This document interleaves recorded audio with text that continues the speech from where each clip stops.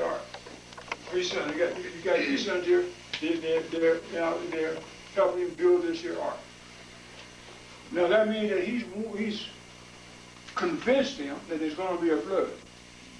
They believe in the report. And therefore, they're going in by faith based upon his father's testimony.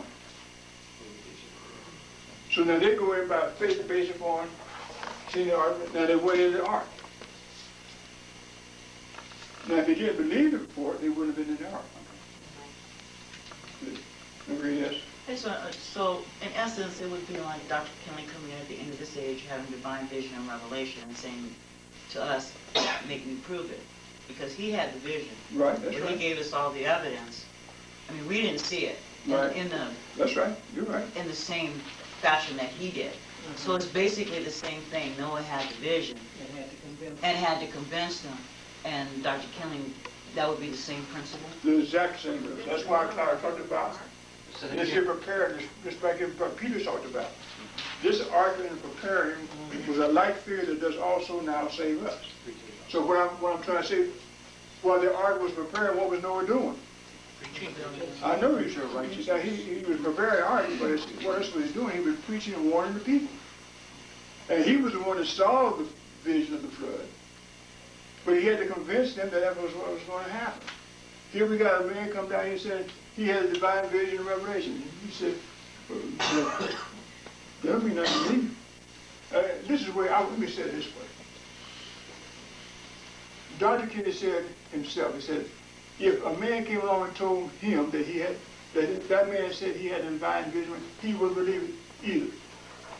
So he used the same scenario or the same thinking, I'll use that word, that he felt about another man coming to him having a vision. He wouldn't believe it. So what he was saying now, because I said I had a vision, then I want you to make me prove it till you're satisfied, till you understand that point. That did not make them have the Holy Spirit either, but they made them to be able to at least understand the answer he gave. So the point I'm trying to establish is this. He looked at it from a standpoint that he would not believe a man coming to him saying they had a vision. So then he said, because of that, I want to ask you to make me prove to your satisfied that I did have one. So that's what he was doing. Now, based upon how he put the illustration that he used to draw, to convey what he saw in the vision on canvas, then you and I listen to the explanation and seeing the charts. He conveys to our mind what he saw. If we accept it, we're going to understand what he's talking about. If we don't accept it, then we're going to have problems with it.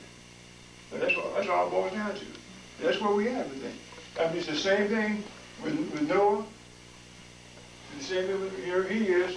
He's preparing the ark. Dr. Kim was preparing us for the end of this age and for the next age. Same thing. By the preaching of the gospel. It was by the preaching of the gospel that they went in the ark without getting wet. We're going to be saved by not getting wet in water, by believing the report that Dr. Kinley gave, brought and delivered unto us. That's all we're doing. That's exactly the way the founder, by him explaining the Bible. I'm talking about things in the Bible that you would never put together or tie together, association and correlation stuff. That was what proved this. It proved the authenticity of the scriptures. He's showing that this Noah, Moses wrote, Isaiah, Jeremiah, Ezekiel, Obadiah, and all of them wrote, but they're in agreement. And he's come along and put them all together in such a fashion that you can be able to have an understanding that there is a supreme being, number one. And he's verifying the Bible by putting the Bible together by correlations. That proves his ministry. Yes? Today, with all these events having occurred, then we can look at the events because they've been recorded. And then Dr. Kinley was made to see how they all testified or were the witnesses to the Messiah.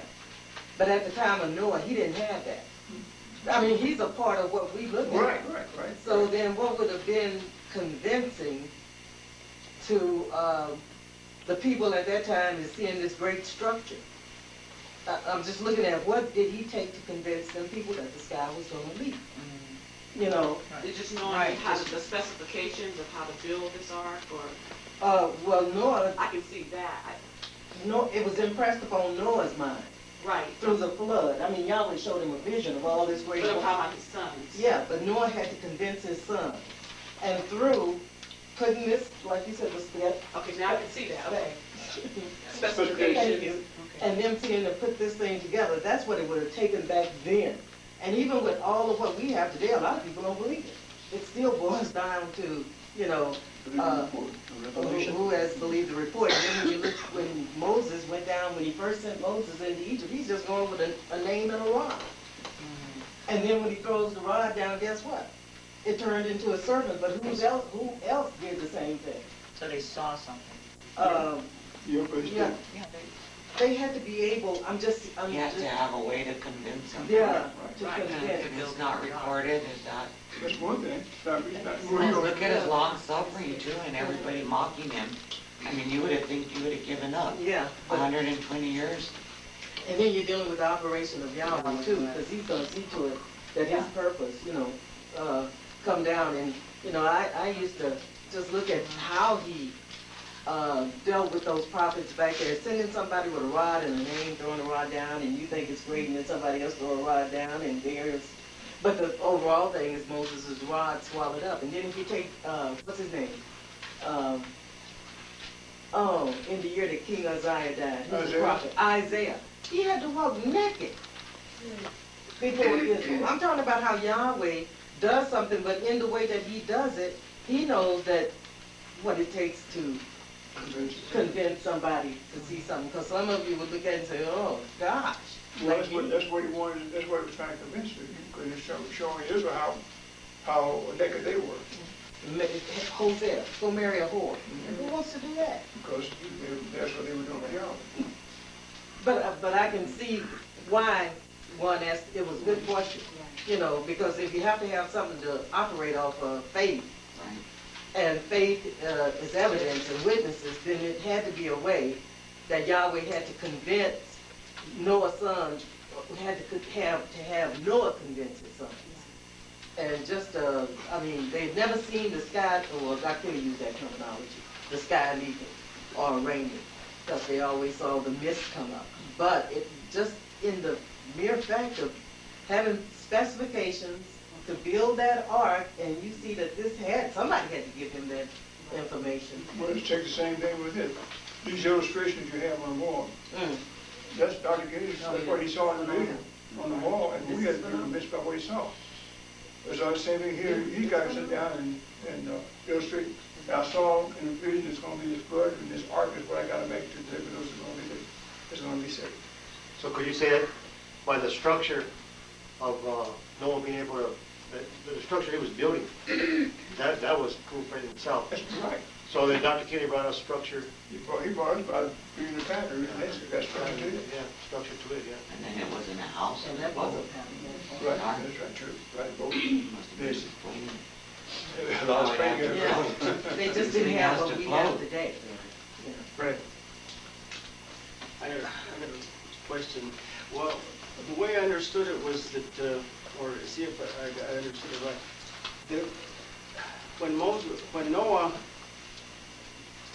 was preaching that there was going to be a flood, the way I understood it was that he was a man that all the people, a lot of the people in that time respected, and a lot of the people helped him start building the ark, and through the years they fell away. True. That's true. Now it was not just only his sons and him building the ark, right? That's true, that's true. And so, because it was really big, and they needed a lot of people to build that, right? So through that period of time, the 120 years, all those people fell away, and that was all that Right, believed and stayed and were saved. right, that's right, that's correct. Well, That's the way I understand.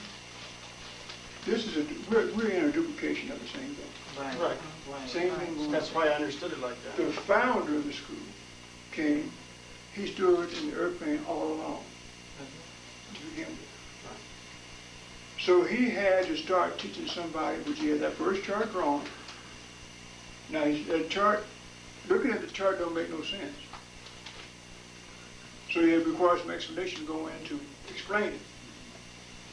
So in the explanation of the charts and showing their correlation between one age and one dispensation and another, showing that constant repeating of the blood, water, spirit 40, that was what convinced people that this was something definitely different in Christianity. And then it proved that there was a God. Because here's something, we got people that's hundreds and thousands of years apart agreeing in the principle of blood, water, spirit 40. That's what's going to give you the ability to be able to say, this is Dr. Kennedy apart from any other man teaching in the world today. Now the same thing about now when he started explaining this and people started seeing it, you got a lot of people came along. A lot of people came in and repeated the same thing he said. So, but we got a lot of people that's still not with us. You know, they're not reading the same story. So we got the same situation. Now, what does it mean? It does not, it means the same thing it means with Noah. The people that started helping build the ark fell away because of unbelief, or they fell away because Paul's Messiah said, he that endured to the end. They would not endure to the end. Here we are down here now. A lot of people are giving up. Right. A lot of people are tired of the situation that they're in other classes because they're not being taught the things that Yahweh gave to them. And a lot of people, they don't even know what Dr. Kennedy taught. So therefore we got a lot of problems. And because of that, we got a lot of things that have come up. And you see a lot of people have departed or fell away from school based upon that. You got a lot of people coming into school, but it's based upon this new stuff that's being taught, and it's causing a breakdown in morale, Right. breakdown in the people's morals, Right. breakdown in people's conviction for the truth. I had a letter read the other week how they talking about the people won't even clap for the choir. The choir gets to sing, they stop people who want to clap for them.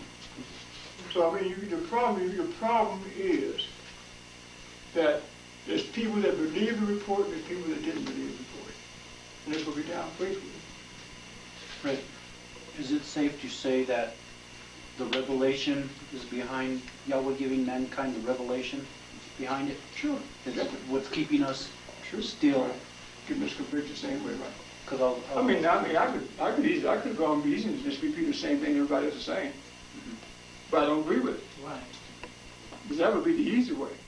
If I wanted to be in the in crowd, you know, if I had said publicly and say some of the things that's being said now, and being in agreement with what's being said now, we have people that come through here all the time.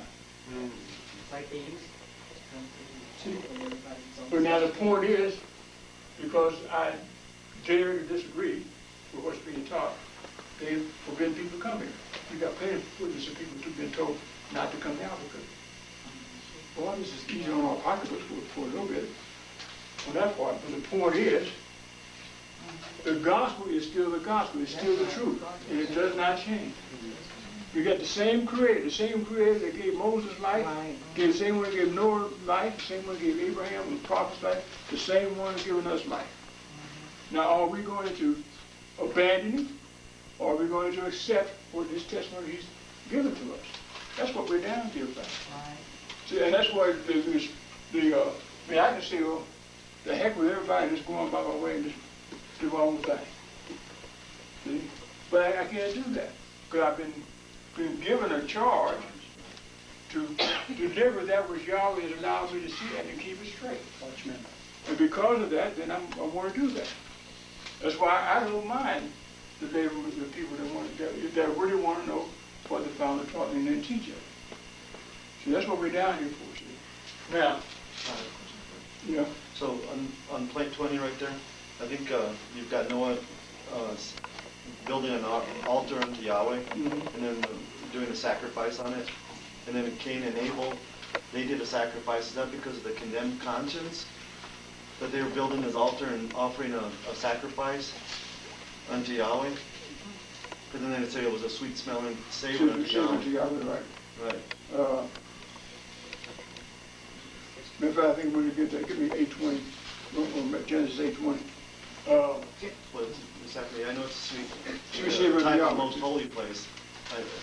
According to that right there, but it's the sacrifice to those. You know, they're sacrificing, and so did Cain and Abel actually, and then even that's further down. You're going to get to it, but Abraham ended up sacrificing an animal after Isaac, but there might be a different circumstances there, but. So you're asking, since the About law what? wasn't Was it given, condemned? was it their Was it their, condemnation? was there condemnation? Instead of just going according to the pattern of Well, they are, but the point is that you should see a principle why it's happening. Because you do have, let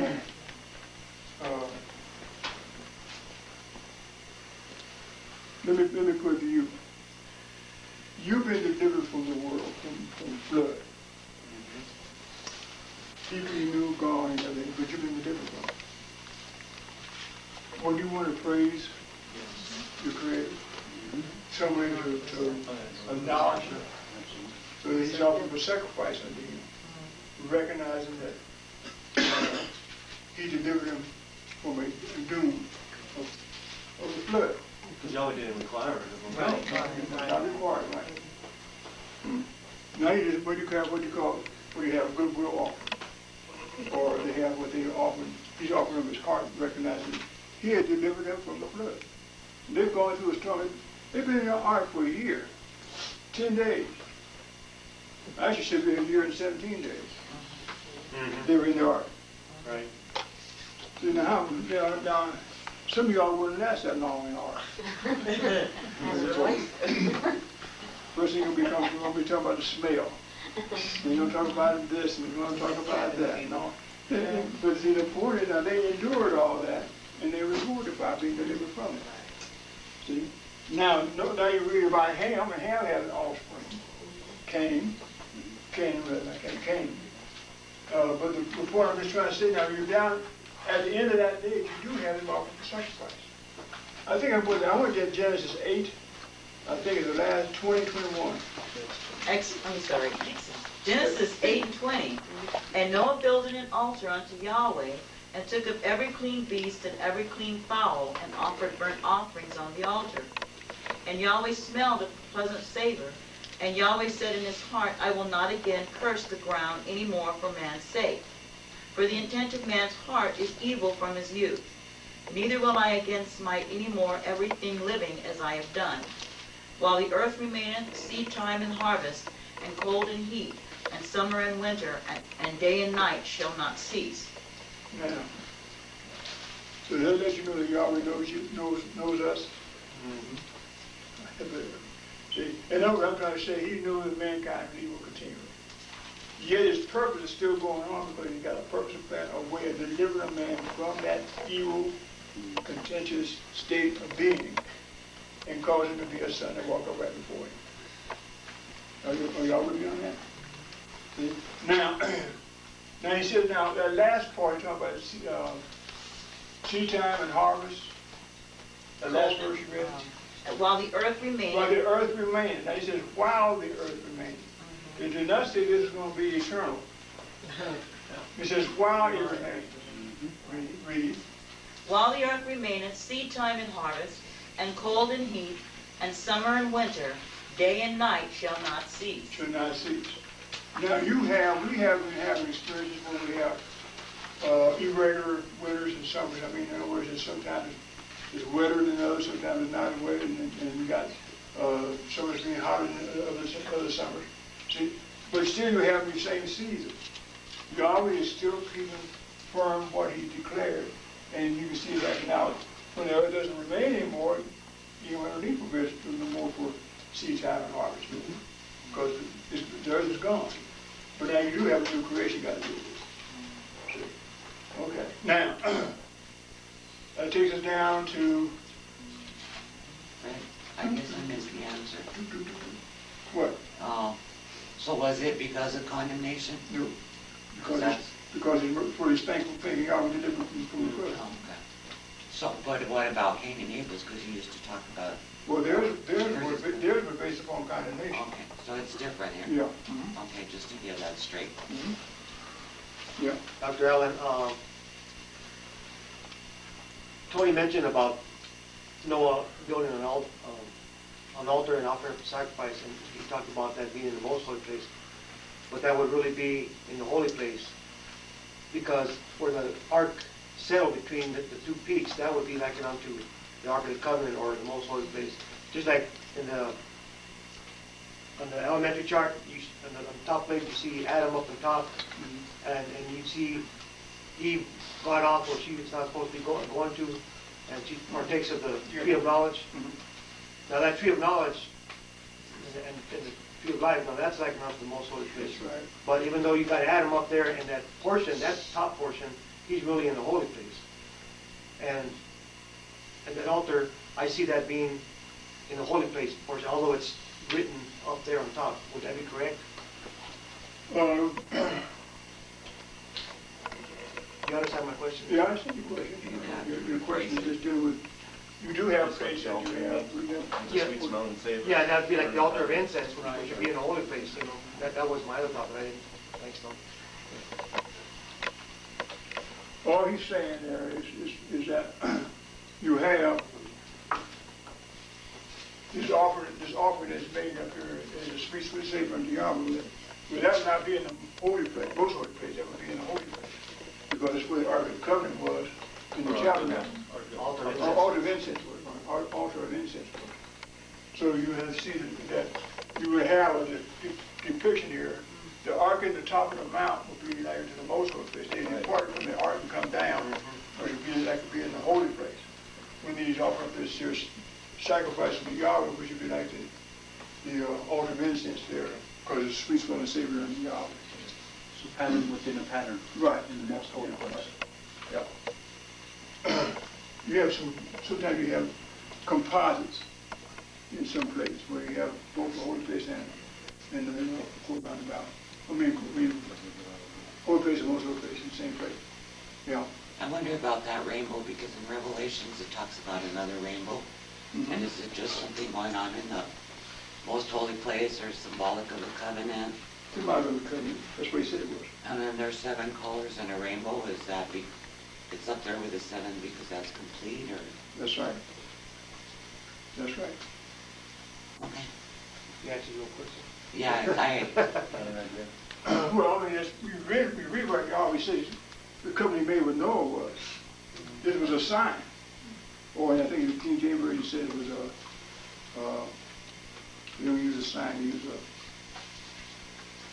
what was another term they used. But the point is that it was a sign between Yahweh and mankind, and he would not destroy everything by a flood. Well, now the man doesn't have no power of making a rainbow. It's Yahweh.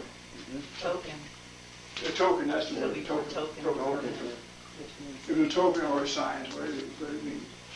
So that was an agreement. This is nothing but a way to convince the man that he's going to keep his covenant. And the rainbow is caused by light reflected upon molecules of water in the atmosphere. And that's where you get to see the color, because of the way the light's going through different bands of moisture. So therefore you get the 7 prismatic colors. So in Daniel, where it talks about him, where Daniel has a vision, he sees the rainbow above, I can't think where it is. Is it reflecting the same thing, just the covenant thing? Try 7 and 9 I again. think it's Daniel. You got it in Daniel, you got it in Revelation. It's just talking about you saw a rainbow with the throne of mercy, the throne of Yahweh. Then you got that in Revelation, and I remember what it was in John. I just want to understand, you're saying the rainbow just represents Well, the rainbow represents a sign of a covenant. That's all. sign of a covenant is what you're saying. Right. I just- That's what's in the most holy place. Is it in You Daniel? gotta have an overshadowing. The ark is represented, the rainbow represents an overshadowing. Like the Ark of the Angels. Like the Ark of the Angels. Okay, Right. okay. Where is it in Daniel? It's not in Daniel. Daniel, 7? I think it's 7 I chapter. don't remember when Daniel myself, it might be when I don't remember per se, like. No. Not 7 chapter?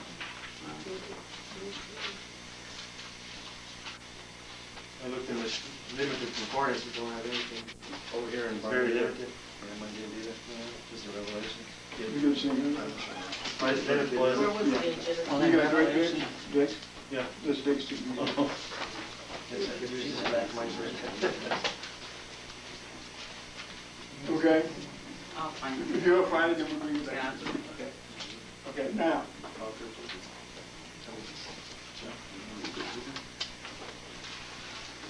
okay, now, after the flood's over, after y'all sacrificed in the offering, then he became a gardener. I'll say that.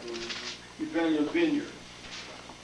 And from the vineyard, he made, of the grapes, he made wine and drank thereof, and became drunk in his tent.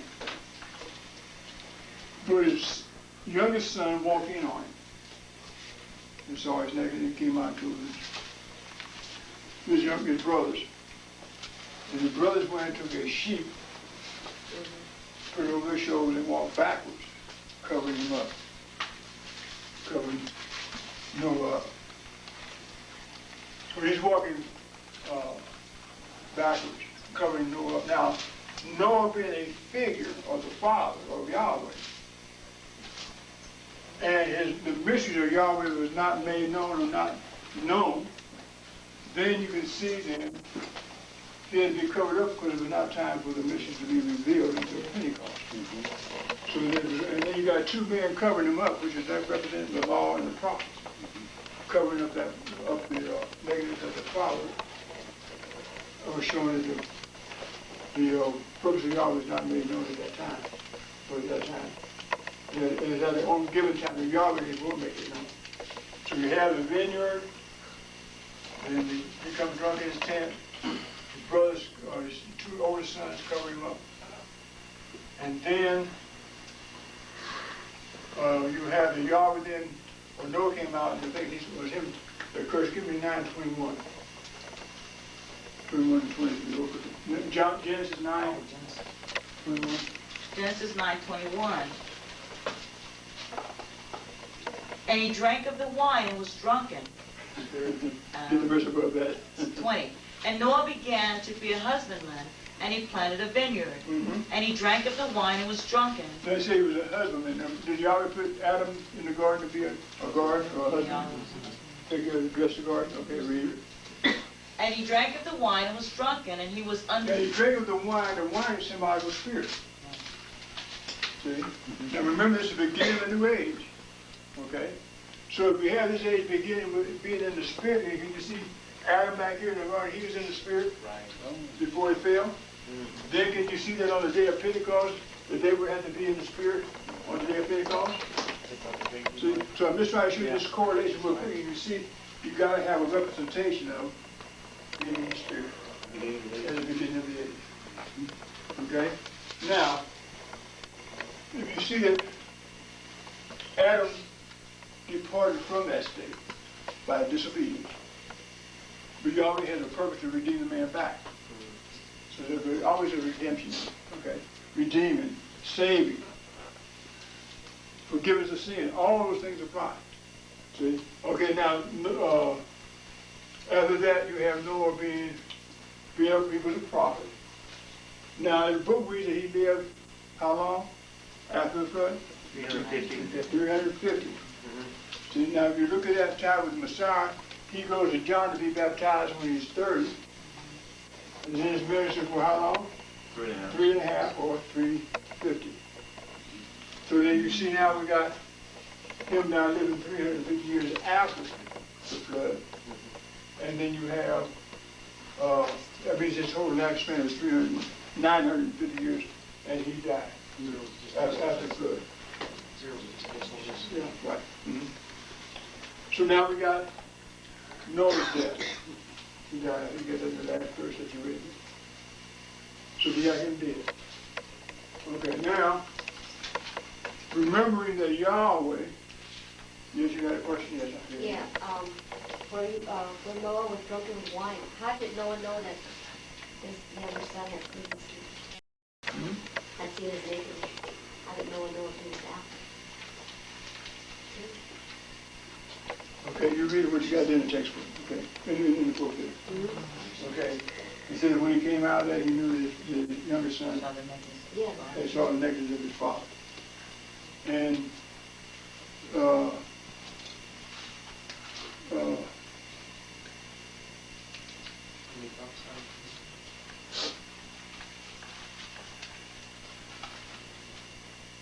let me say it to you this way.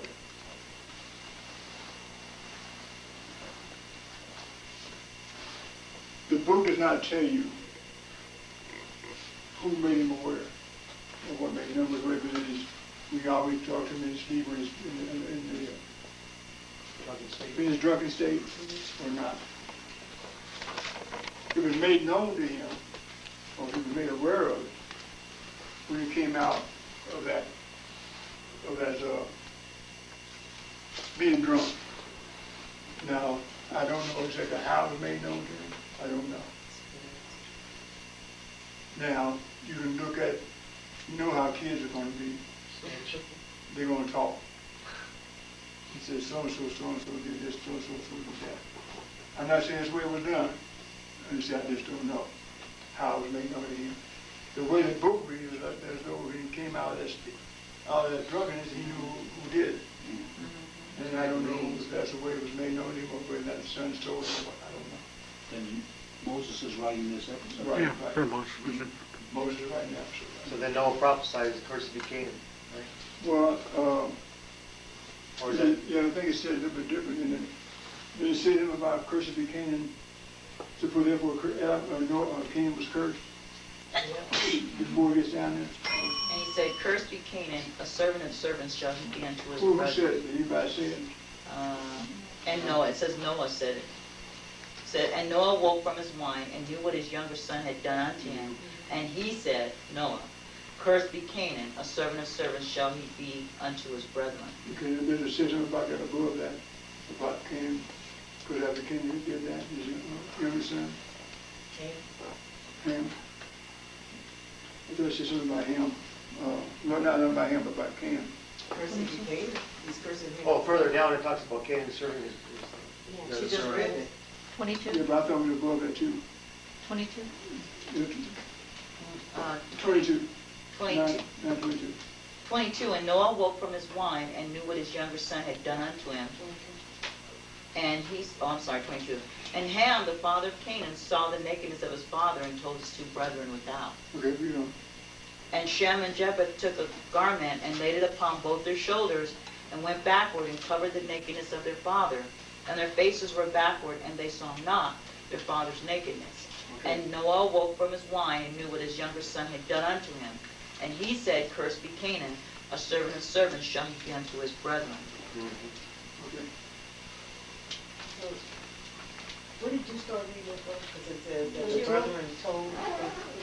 I started at 22, and I read down to 25.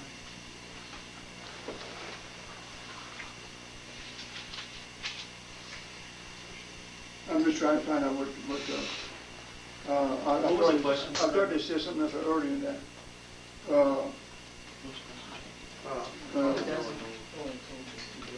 He was trying to determine who told Noah, or how did Noah find out about how Ham had no point about that. You said the other two sons snitched him out on it. I didn't say that. No, I didn't say that. I said I didn't know.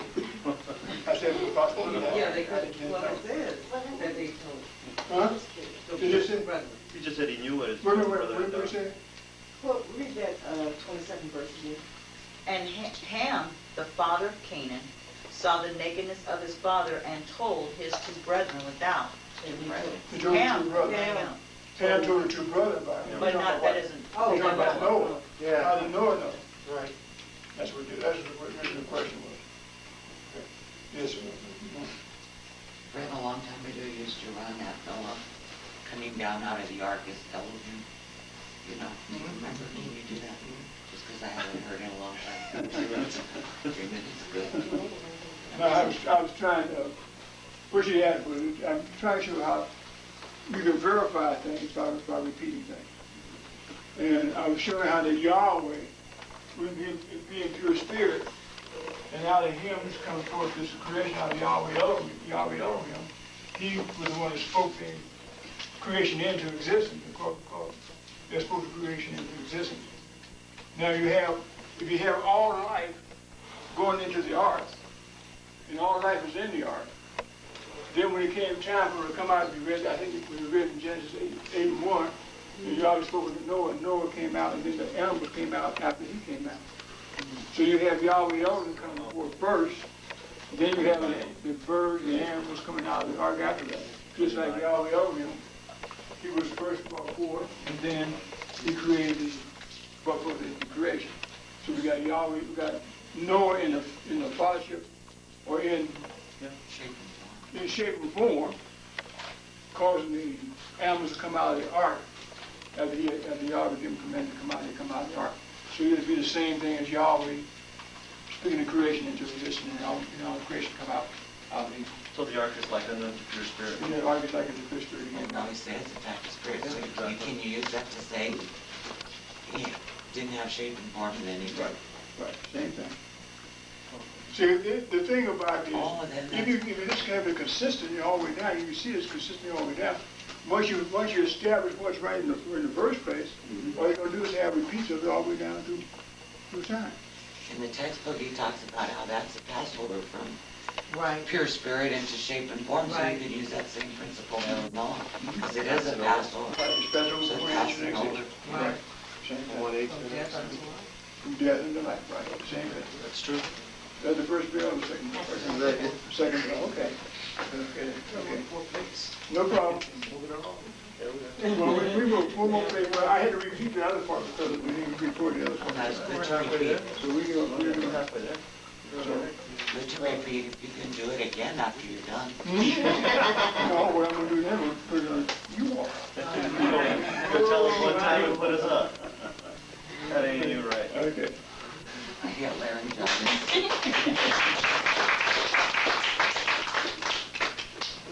Open first to enjoy this morning's lecture. I'll stand to be dismissed. And don't forget, this Wednesday's class is with the Allens. Now to him that is able to keep you from falling and to present you faultless before the presence of his glory with exceeding joy. To the only wise Elohim our Savior, through Yahshua the Messiah our Sovereign, belong glory and majesty, dominion and power, both before all time, now and ever, and it is all say, Hallelujah.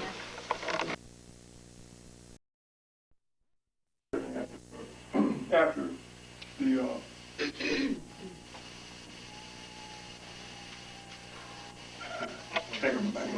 after the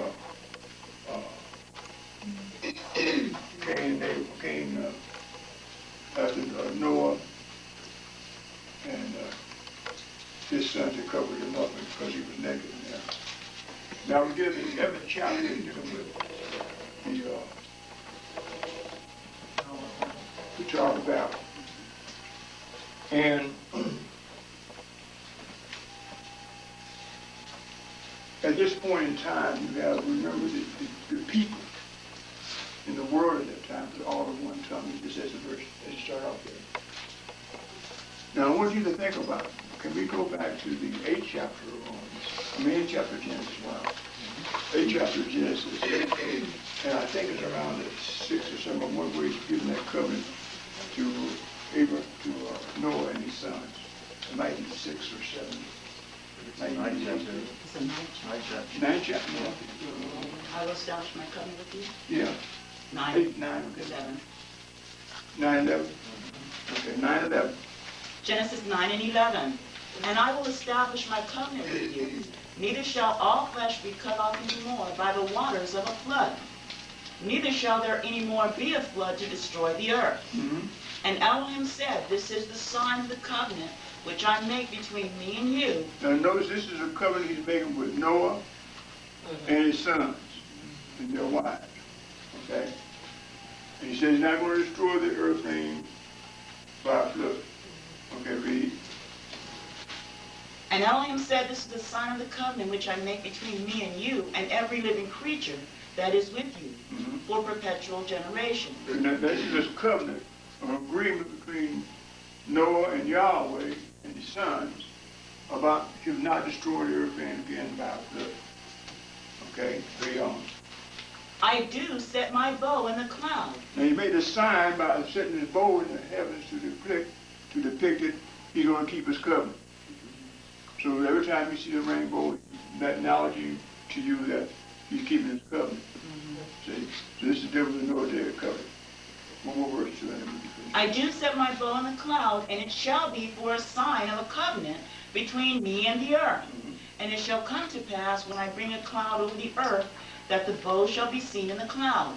And I will remember my covenant, which is between me and you, and every living creature of all flesh. And the waters shall no more become a flood to destroy all flesh. Okay, now that's a covenant he made.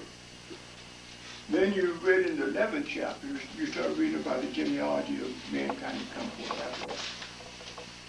Now if you know that Seth, Noah's firstborn, it gives you how old he was. Shem. I said Shem. Shem. You said Seth. I said Shem. Shem. It gives his age. He was 100 years old when he had his first son. But he was 2 years after the flood.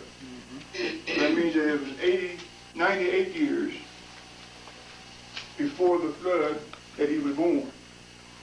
Are you with me on that? No. Who was 100 years old?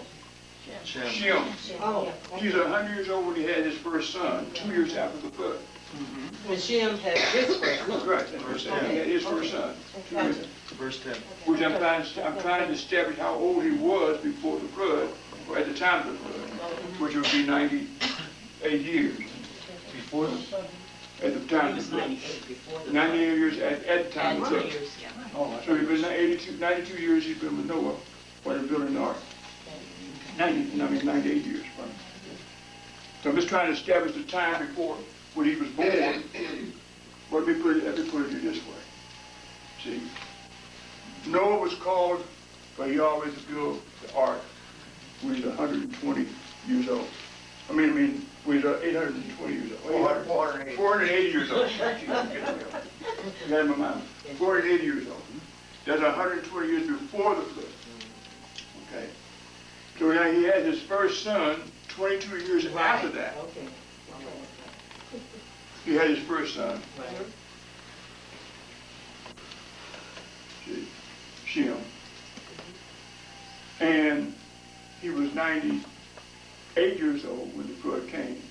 Oh, And Noah was 600 years old when the flood came. okay. We got to get it there now. Yeah. Okay, now we got them all together. Okay. I thought I had it in my mind from where I was expressing it. Clearly, at the first. Okay, now anyhow, I'm just trying to establish this. Now, that meant that Noah was 22 years by himself, Right. preaching and fighting the battle of there's going to be a flood upon the earth. Right? Then you know his son couldn't come out of the womb and start to help him build on the ark either. So he had to grow up something, that type of thing. So the point I'm trying to establish now, here he is over there. Now, he goes down and gives the lineages of the son. I'm Seth. And you read on down, and you come down to them building a city, a tower, well, they say they want to make a name for themselves. And you've heard this expression, now people say they want to go make a name, or go to Hollywood and get the names and lights and all this type of thing. And so they said, well, we're going to build a tower into the heavens and make a name for themselves. Now that seems innocent enough, but the problem is they're forgetting something. They're doing something in their minds, escaping an impending flood again. So the point I'm trying to get at is that they did not believe the report, did not believe in the covenant that Yahweh had made. So then they go about to build the Tower of Babel, with the king of the Tower of Babel. Now Yahweh came down and confused their tongues. When he confused the tongues, they scattered them. Okay? Now, on this chart, you have it just illustrated here that they laid a satanic foundation. In other words, they are in disagreement or against Yahweh. They laid a foundation to build a tower to escape what they call a possible flood, because they didn't believe the report. Now, Yahweh has established his own foundation. See, Isaiah 28:16.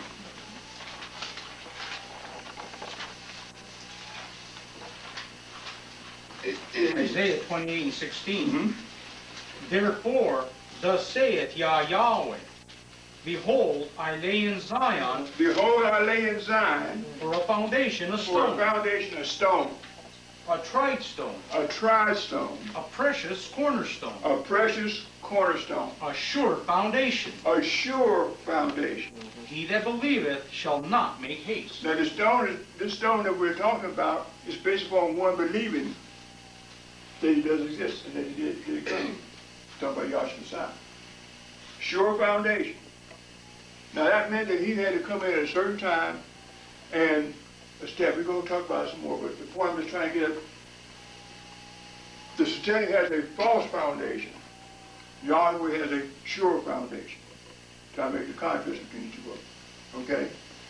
Then you had Yahweh confusing the tongues. Brought about the confusion of tongues, scattered men upon the face of the earth.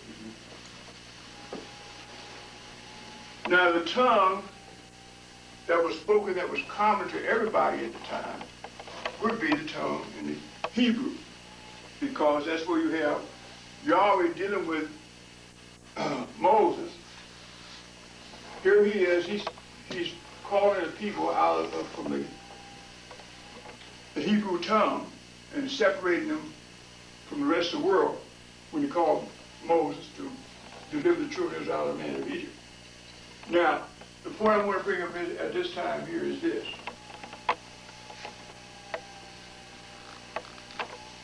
I don't know whether you thought about it in the light that I'm going to express this, but you have the man Moses down here at this time.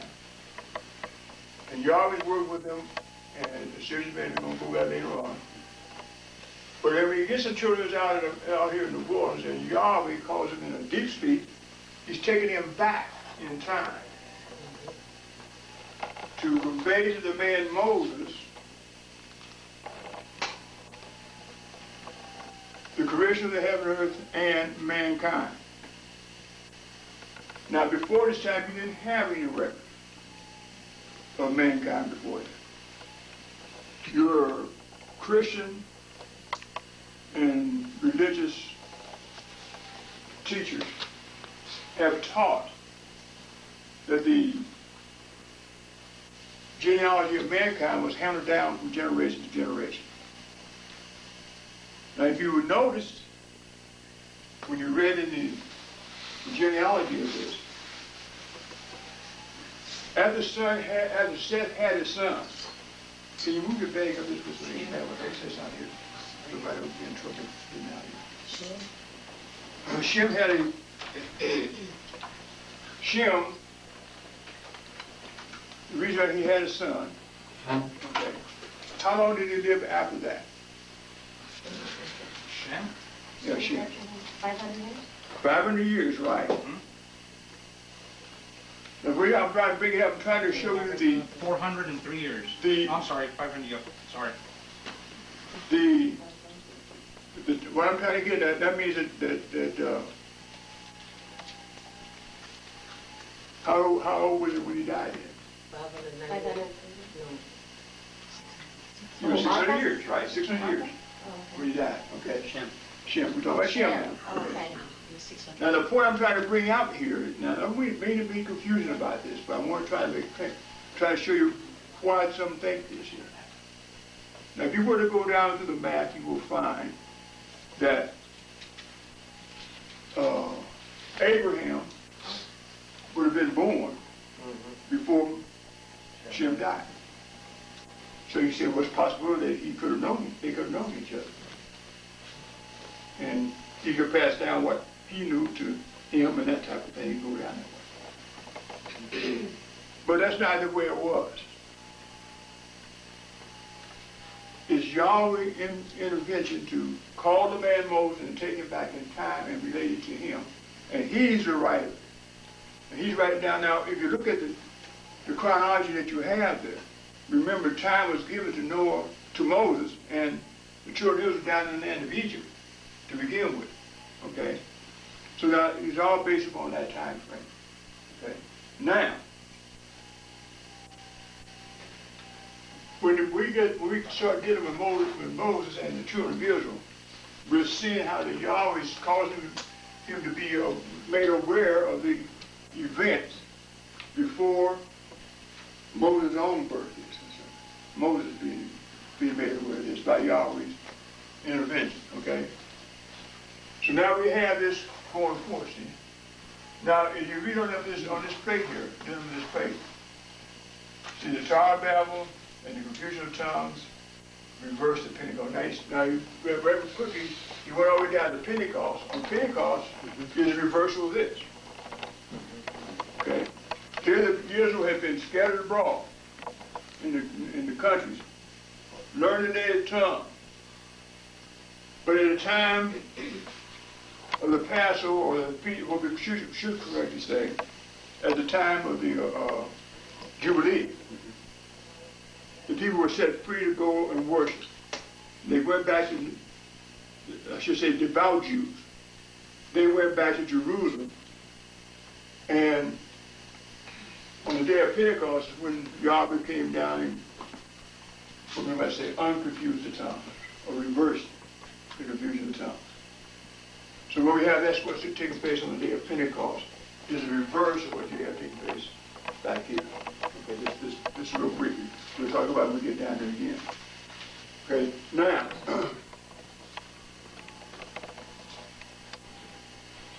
get me Psalms 95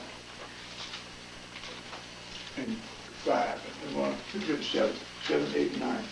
Psalms 95 and 7. Mm-hmm. For he is our Elohim, and we are the people of his pasture. Now, the reason I'm reading these scriptures off the chart here, because I want you to see why Dr. King put things on the chart that he had there. See? So now he's got Psalms 95 and 7 and 8. I want also the 9th verse. And I want you to see that Yahweh, he's true to his word. We're the ones that fall short of it. But we have a chance through accepting his Son to have eternal life by belief or by faith. Okay, read on. For he is our Elohim. For he is our Elohim. And we are the people of his pasture. And we are the people of his pasture. And the sheep of his hand. Mm-hmm. Today, if you will hear his voice. Today, if you will hear his voice. Now, if they had heard his voice, they would have done that. Today, if you hear his voice, read. Harden not your heart as in the provocation, Mm-hmm. and as in the day of temptation in the wilderness, Mm-hmm. when your fathers tested me, proved me, and saw my work. So now we're seeing how Yahweh worked with Israel back there and tested them. And they fell short of the mark. See? But I'm trying to show you that this is what we have. They didn't believe the report that Yahweh told Noah that he would not destroy everything by the flood. They're doing a structure to escape an impending flood. But if you notice what they were making the tower out of, when they made out of More bricks and more. mortar and bricks. Okay? Now, water does not do too well with that. It goes down and settles through that, and before long it will deteriorate and the building will come down. So, you know, it was mankind. And you see how Yahweh, mankind can build all kinds of buildings up.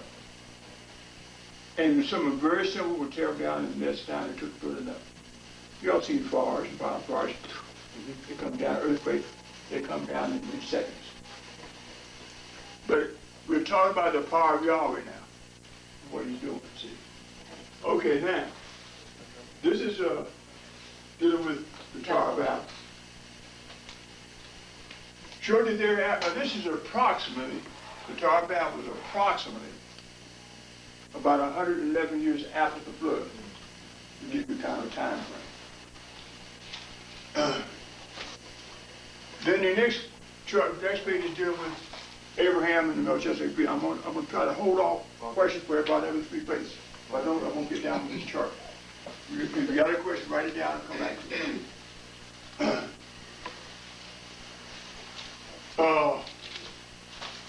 Here we have Abraham. He's being called out from among the people.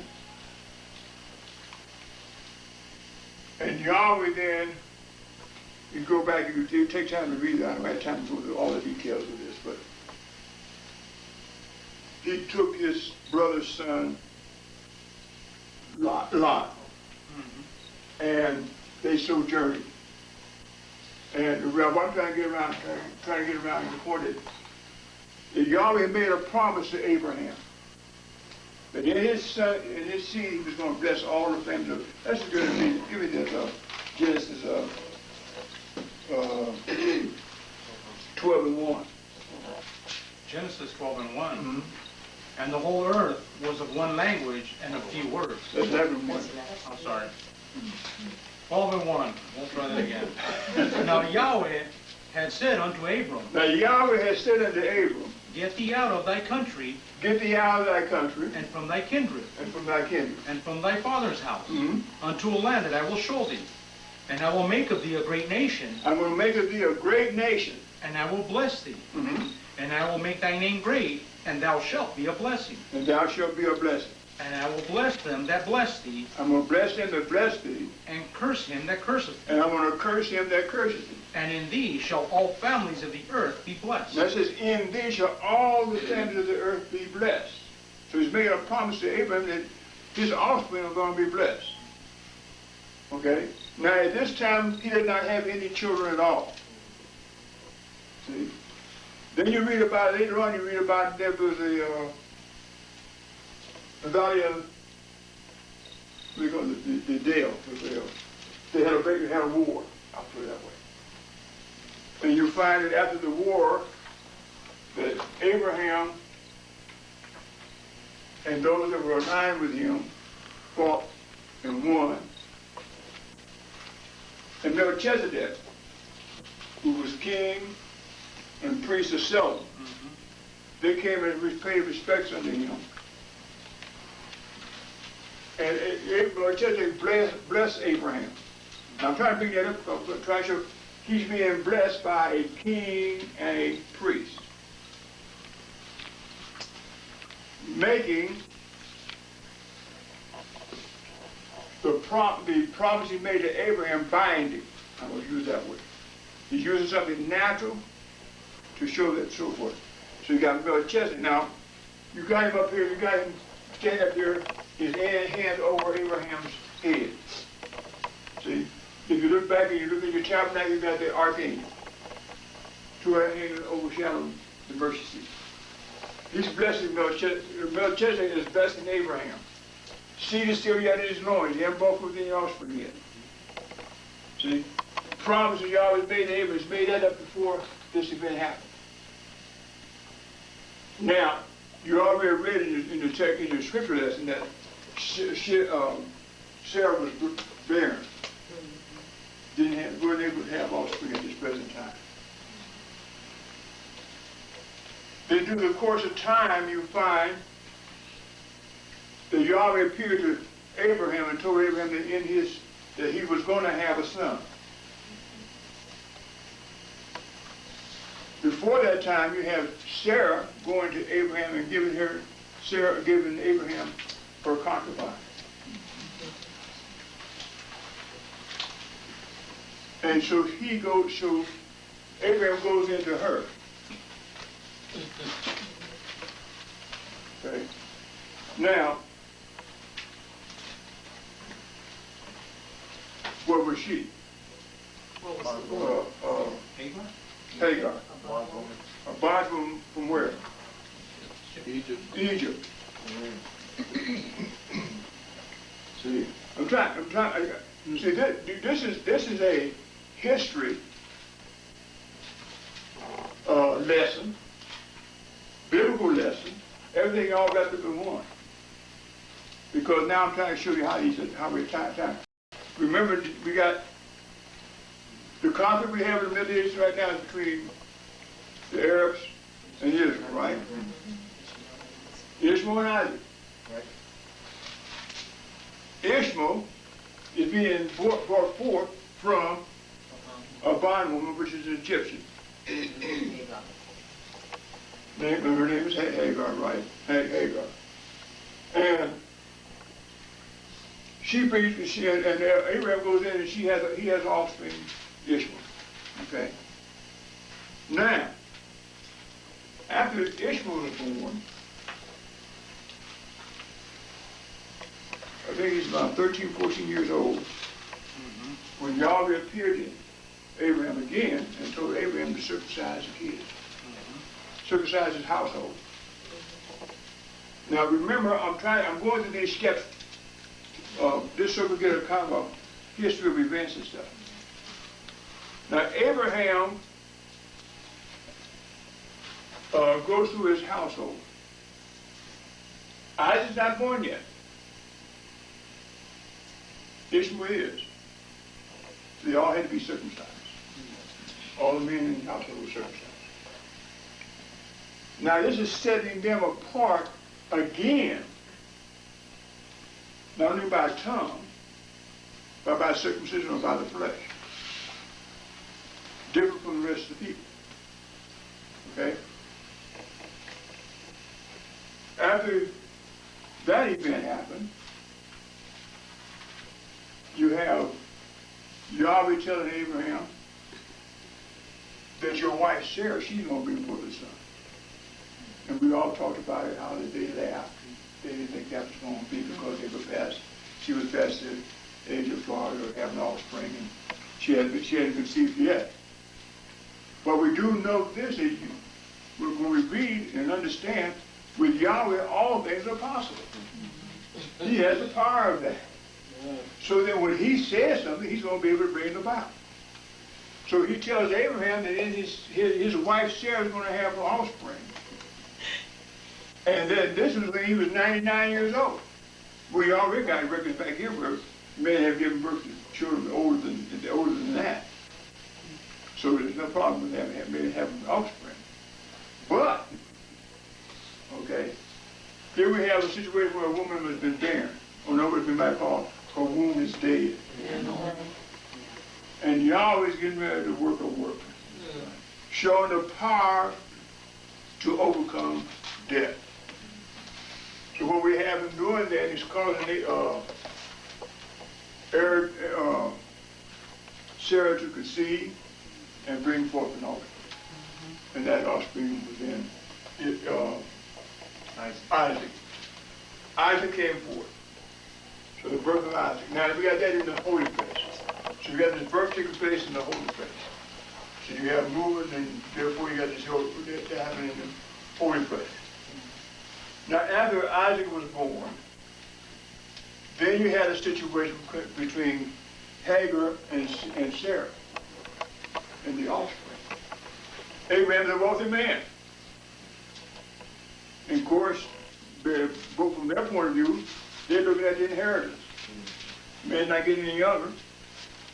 So the point of the day, there was a conflict between Sarah and Hagar. And Sarah told Abraham, cast the bondwoman out. That didn't happen. Hagar, she thought she was going to be blessed. But Yahweh promised her, appeared to her, and told her she was going to be blessed. Blessed, so that you're going to have many nations come out of you. You find it after her, she came forth, you have recorded there 12 dukes. Well, I went to dukes. They came forth. From Ishmael. Okay. Now, setting up, I'm trying to, that sets up your Arab world. Okay? They're living in the land of Canaan. In Egypt and all that territory. Okay? Now you have, after you have that, you have, after the conflict and Hagar was cast out, you read about, you already tell him, Abram, take your son and offer him up. Now, see, now Ishmael's gone.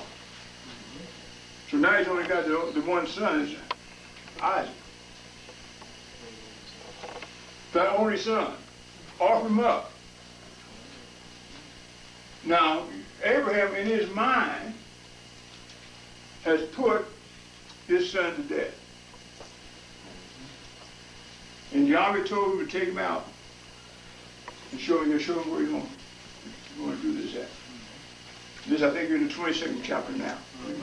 We moved quite a number of chapters real quickly, didn't we? Yes.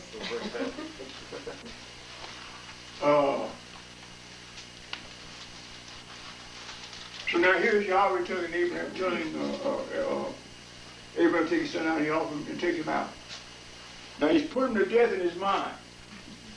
But he goes about to carry out this feat by taking his son. He puts wood on his back and they go a journey out to Mount Moriah, wherein that's where the temple's going to be built at. And then Yahweh stayed Moses' hand to keep him from slaying his son Isaac. It's recorded there that as they were journeying that Isaac realized, I see the wood, I see the knife, and I see the fire, but where is the sacrifice? See? And Abraham said, my son, see, Yahweh will provide a sacrifice. And that's what he is. He's providing. See? But he takes his son out. Now think about it. At this time, Abraham's 120 years old. His son, Isaac, he's 25 years old. Easy task. I mean, cut out and run, But not his will, but thy will be done. He's playing the same type of thing that you had the Messiah doing when he's out there in the garden. See, I'm just trying. You can see Yahweh has set the thing up so even as you can see it. Going down to the age of dispensation, you can see that Yahweh is very active, carrying things out over and over again. This is our matter of understanding of this type of thing. So we see that Abraham goes out and he goes about to put his son to death. The angel stayed his hand. 3 days after he told him to offer him up, he counted in his mind that Yahweh was able to raise him from the dead. Seeing how he's already had proof that he caused his wife, whom was dead, to have life. Right. See? He had confidence that Yahweh had the power to raise him from the dead. And these are the type of things that you and I should bear in our minds when we see that Yahweh did raise Joshua from the dead. These are just types and shadows to verify, to confirm, to the point where he said, I know that happened. I'm not guessing about that. I'm not speculating about it. I know it happened because I have the witnesses to verify, to confirm it. That's what establishes your faith. See? Okay?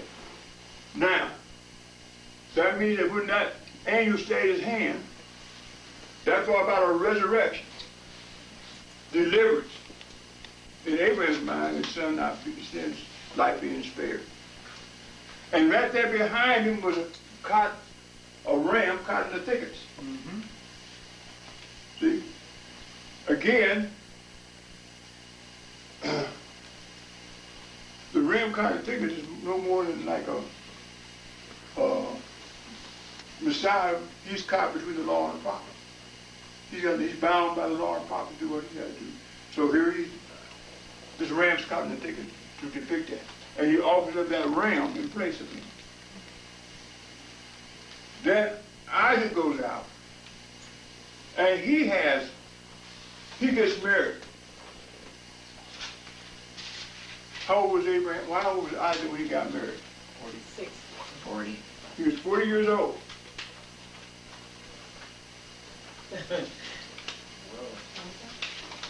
Okay.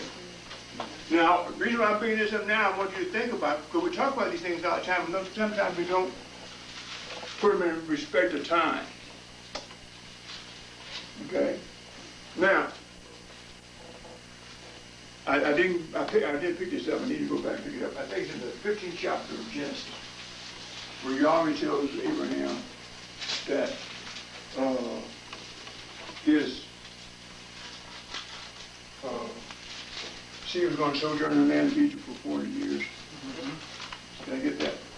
Genesis 15:13. And he said unto Abram, Know of a surety Know of a surety that thy seed shall be a stranger in a land that is not theirs, and shall serve them, and they shall afflict them 400 years. Now listen what he's saying to him. He told him, this is foretelling, this is prophesying about his offspring going down in the land of Egypt or in another sojourn in another land, and at a point in time he's going to deliver them out.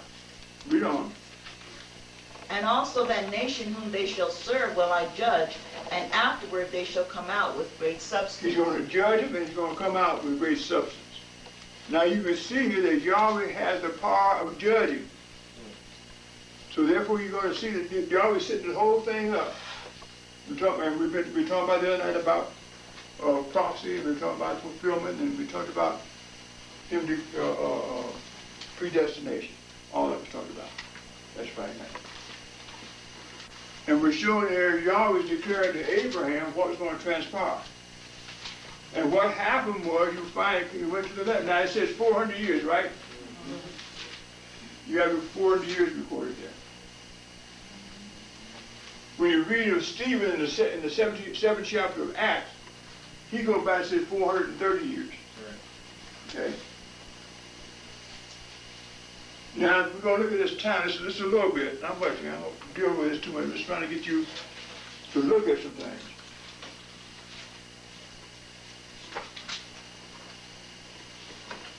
If Abraham was called and told that in his seed will bless all the families of the earth, he was 75 years old then.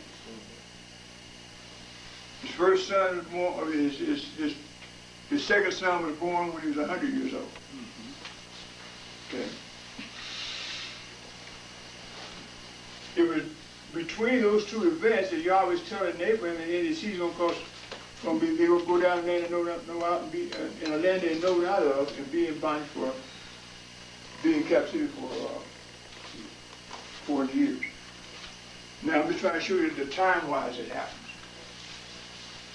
If that was going to be in bondage for 400 years, that means that they had to immediately go down in Egypt then to be in bondage. But they were in bondage because they were still suppressed to the things that Yahweh had them under. So now what we have going to happen is that Isaac, he's 40 years old. So that's 40 years from the 40 years.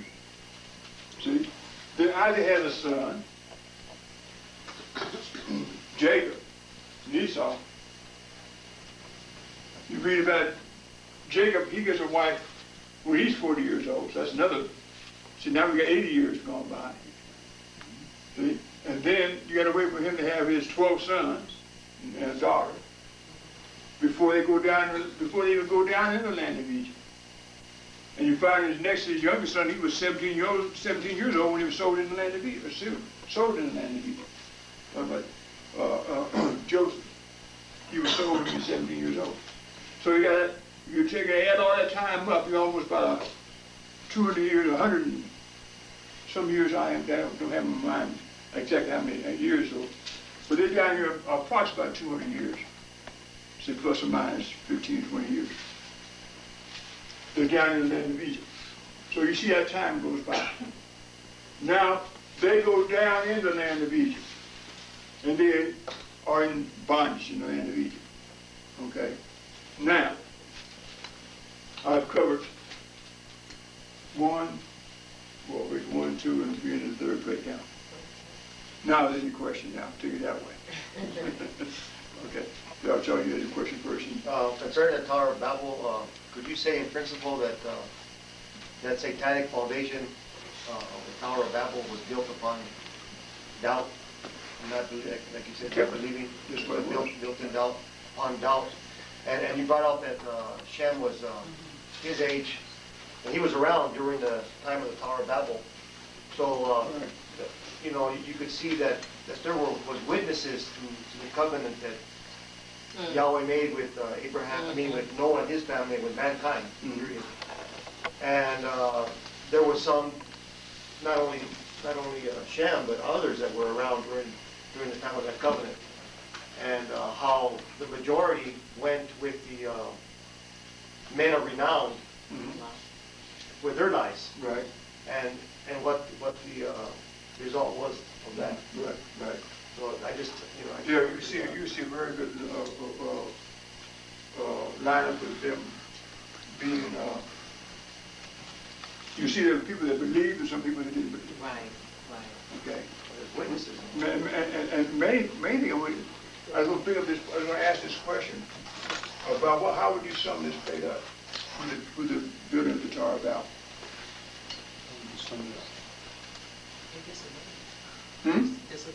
Disobedience. Didn't believe. So that's the reason we went back to Psalms and got where they provoked in the days of the provocation. How did that Psalms go? Because I never really seen that up there, and this is how Dr. Kelly has it up there to show that they did not believe the report, and they provoked, and he's comparing it with how they didn't believe Yahweh in the wilderness and provoked him. Right. And his wrath was poured out. Same thing now. Same principle. Now we're down the same thing now. Whatever we believe the report of the man that we all sang came and delivered this vision to us. There's some believe the report and some don't believe the report. Same type of thing. And there's witnesses that were around when the founder was around, or still here today. Right. There was witnesses down there, the children of Israel, witnesses down there with Tower of Babel. That's what makes, when Yahweh gets ready to pour out his wrath, he's justified. That's right. He's justified. See? And remember now, what is he throwing his wrath upon? What is he throwing? Disbelief. Disbelief. Remember this back here, the disbelief here. Confusion and tongue about the results of that. See? Going back down here in when Yahweh delivered children out of the land of Egypt. What was based upon? Disbelief. They believed that Yahweh was going to take them over and deliver them. Disbelief. And you have the prophets of Yahweh who has believed Right. So the whole thing is based upon believing in the report that Yahweh says so. Okay. Okay, yes, sir. I just see that before all this confusion happened here in the IDMR, we basically, in principles, spoke the same tongue. Basically, right. And then people have confused that. That's right. You know? Same thing. And they're all, and then one says one thing about a certain thing, and another person about the same thing will say something else. It's just all confusion. You know, there's no consistency. There's no verification one to another. You know, they're just, and then the same one that came up with this stuff during his own lecture, many times will contradict himself. Right. If that person would just listen to himself, he would see that. I mean, many times, over and over again, and in conversations also. Right. That's true.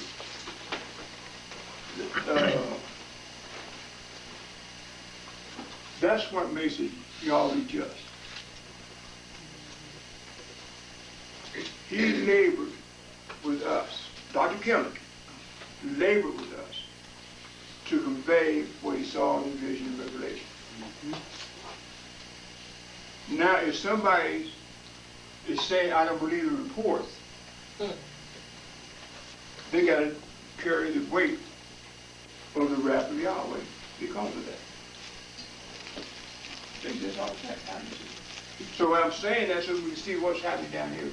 See, is there, nothing but motion repeat. You had a question too, didn't you? Yes. Go Yeah. ahead, finish it. Hmm? You go ahead. Yeah, I'm trying to get, you had a question, Frank. I'm just going to get, make sure I don't miss anybody.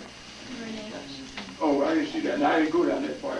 Okay, I should have. Okay, that's good. Okay, now we have 3 questions. Okay.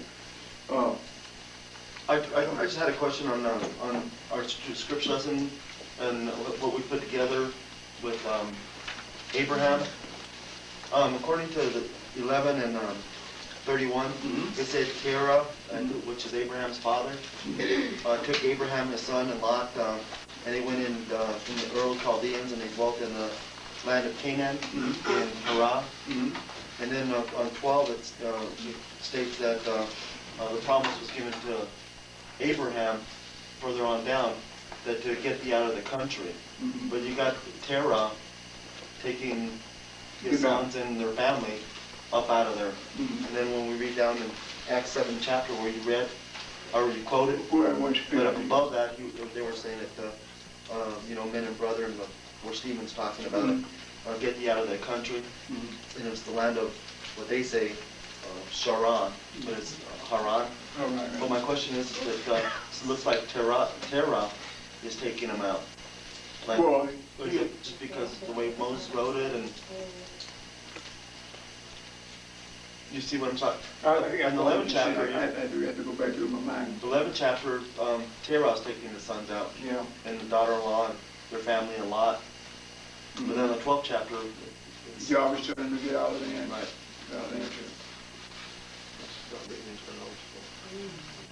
I know you have chronologies kind of, and the overlapping of things are kind of. It looks like that's just a statement, and then he explains. Brings it down there. Most often that's what happens. That's most often what happens. So he's summing it up, but then he explains. Right down there. Good detail. That's correct. And you find that happen quite a lot in Moses' writings and even other writings. You find they make a statement early, and they don't only go down and explain it in more detail. And sometimes you have, got to go back and just rethink it through and see what he's talking about is in line with each other. Well, the way things are written, that's really look like, to the world, that it was two beginnings, two creations. Two creations, yeah. Great one. Plate 22 at the bottom, satanic foundation of the Tower of Babel. I guess I went over my head. Is that where Satan, because I know he starts out in the garden, he starts out in heaven, but what do you mean, satanic foundation? Disbelieve the report. They wouldn't be building the tower at all if they didn't believe the report. Didn't believe the report. So that means that, that's a satanic, because they're going against what he always said he's not going to do it. They're saying, we don't know he's going to do it now, we're going to just, chance he don't, we're going to build a tower for it. That way, is Dr. Kennedy liking that foundation to not believing the report? That's right, right. Okay. Because he said he put the bow in the sky to show him that he would never flood the world again with water. Well, they didn't believe it, so they're building a tower that would reach up into the sky. And Dr. Kennedy said, thought in their mind is to, if there be another flood, that they could escape it. And you remember how Dr. Kennedy used to say, he broke up the fountains of the deep, the water's coming from above, then all y'all had to do was break up the fountain of the deep with the lakes and the rivers. And he said, you just can't eat, regardless to them building that tower, just knock out the foundation from under. Right. The poor foundation, the satanic foundation. But the thought was for that satanic foundation was they did not believe when he put the bow in the sky that he was not going to cause it to rain and flood them out again. Okay. He's yoked upon earth, earthy or sand. See, remember now, let me tie this in there. This is satanic foundation, in other words, it's satanic influence.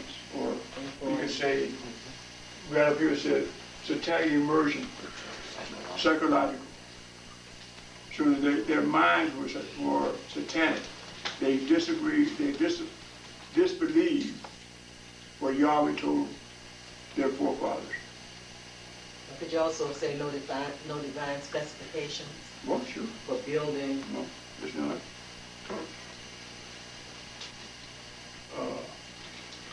And they did get up to a certain height before the tongues were confused. They intended to do that. The tongues, Yahweh confused the tongue. And you look at kind of bad building skyscrapers. See, they're getting ready to do, I think they got one going up now, it's gonna be bigger than the Empire State Building and the Chrysler Building and the Sears Building in So Chicago. what kind of building? Chrysler? Chrysler, there's a Chrysler Building, there's a With Sears Building. cars? No. Just the building. That's what they name it. There's a building they call a company that's it's already erected. That one right there. One in Frisco. There's one in Frisco, there's one in Chicago, there's a couple in Chicago, and there's another one being, well, I think the highest one they got now in New York now is Empire State Building now. But they are trying to build some more taller than that now. They're building one, I think they're building one in New York. They have one going up. No, this is in China. I heard of China. They're building one in China, and they're supposed to be earthquake proof and be able to withstand We heard that about the Titanic. Here we go. Withstand the impact of a typhoon. Because they have a lot of problems with it. They're sitting right there off the ocean. And they're supposed to be building them to be able to withstand. I was reading that in one of my Silly bags. little man. So Fred, Silly little man. Yep, so yep. Fred, actually, that's a characteristic of Satan, because Abel came, after he got killed, his brother went out and built him a city. Right. We're looking at the same nature, Satan, This is- even today, building those things. Vatican City. Remember now, the thing is about a name. They want a name for themselves. Now let Yahweh do things. You get a name. Did Yahshua go around and say, look unto me and I'll save you? No. Did he go around bragging about what he's doing and all that type of thing? No. Yahweh took it and exalted him up. See, it's easier, but it's better to do it that way. They have it, and then you try to do it yourself. See, I'm just thinking about something being done now. They're sitting on a tape of mine all throughout the school system. I got a copy of the tape they've been sending around and verify what they had on the tape. And I didn't see nothing on it that to me that they would want to send out in the first because it's talking against what they teach. But I mean, it's a way of the gospel getting out to other people whether they want to believe it or not, whether they want to receive it or not. So the point is that Yahweh had his own way of doing things. And we don't know how it's going to fall, how it's going to come out.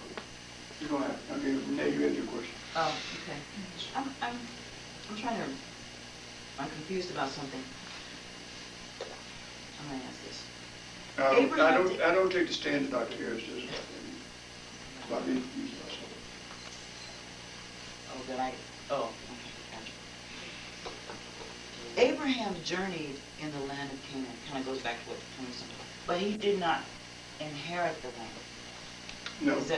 So there's a difference between him he was just journeying, but he did not receive it as an inheritance. Is that correct? They did. Okay. Okay, you're looking at it. I'm trying to. Did Yahweh? I'm trying to look at the two. Are you tying it in with Acts? Yeah. Okay, so Over there in Acts, because in 7 and 5, and he gave him none inheritance in it, no, not so much as to set his foot on. Yet he promised that he would give it to him for a possession and to his seed after him, when as yet he had no child. Then when you go to Genesis 12 and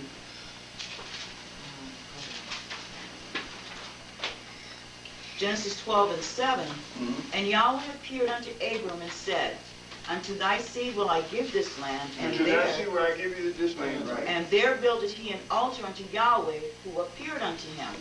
Okay, so, and then Hebrews 11. I'm trying to. Yep. Hebrews. So then Hebrews 11 and 8.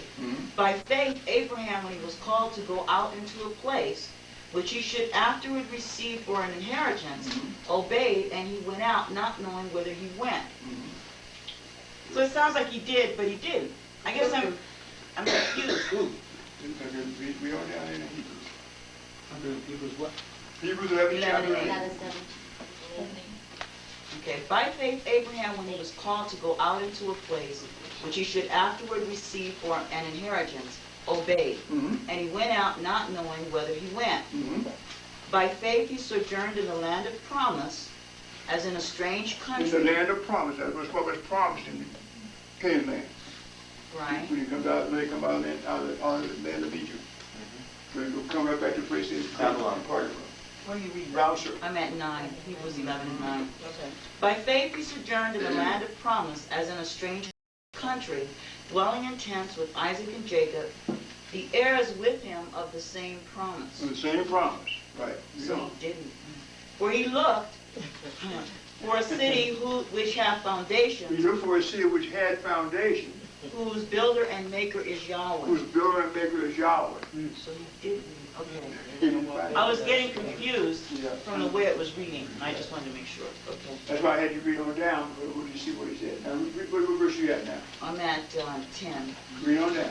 11.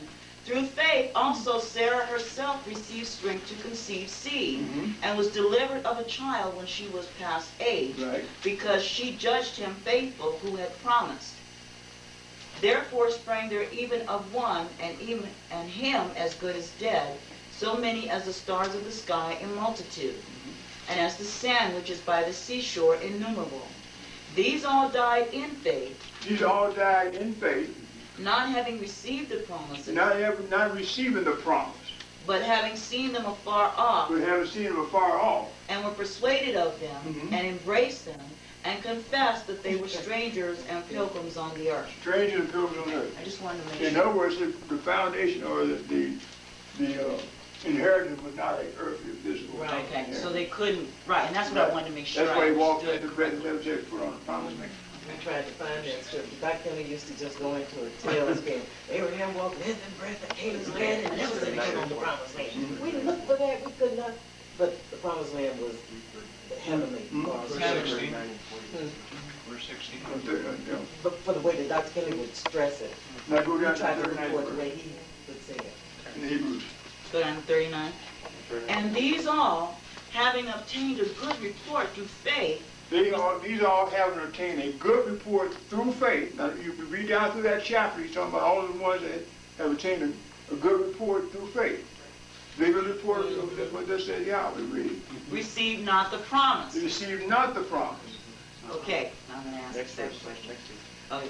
Yahweh having provided some better thing for us, that they without us should not be made perfect.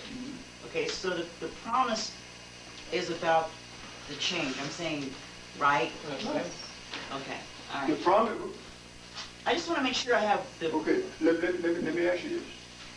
Okay. In type, Canaan land was the figure of the promise. right, it was a type, figure of the promise. But the promise he promised Abraham by blessing all families of the earth. Right, because that's right. See, I'm See, that trying to was make based sure I got upon, the right promise. that's what they received on the day of Pentecost. Right. An understanding. Okay. That was the fulfillment of the promise made to Abraham. And But remember, it's not the promise we're talking about. I'm saying the blessing he's going to bless Israel with. Right. That was what was put on the day of Pentecost. Okay. That's what they looked like. Remember when they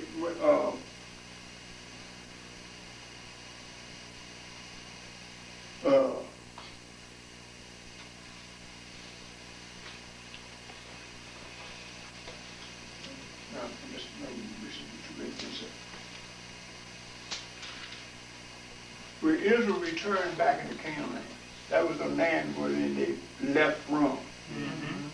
Okay? That set up a type in the earth plane of coming forth from spirit and going back to spirit and type.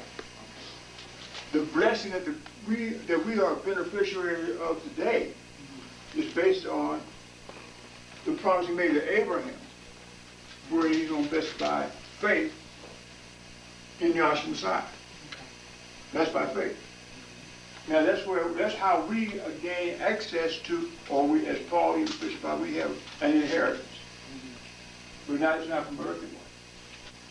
See, just like we talked about See, this foundation he had here was a natural foundation, right? And Joshua and Yahweh has set up his foundation based upon a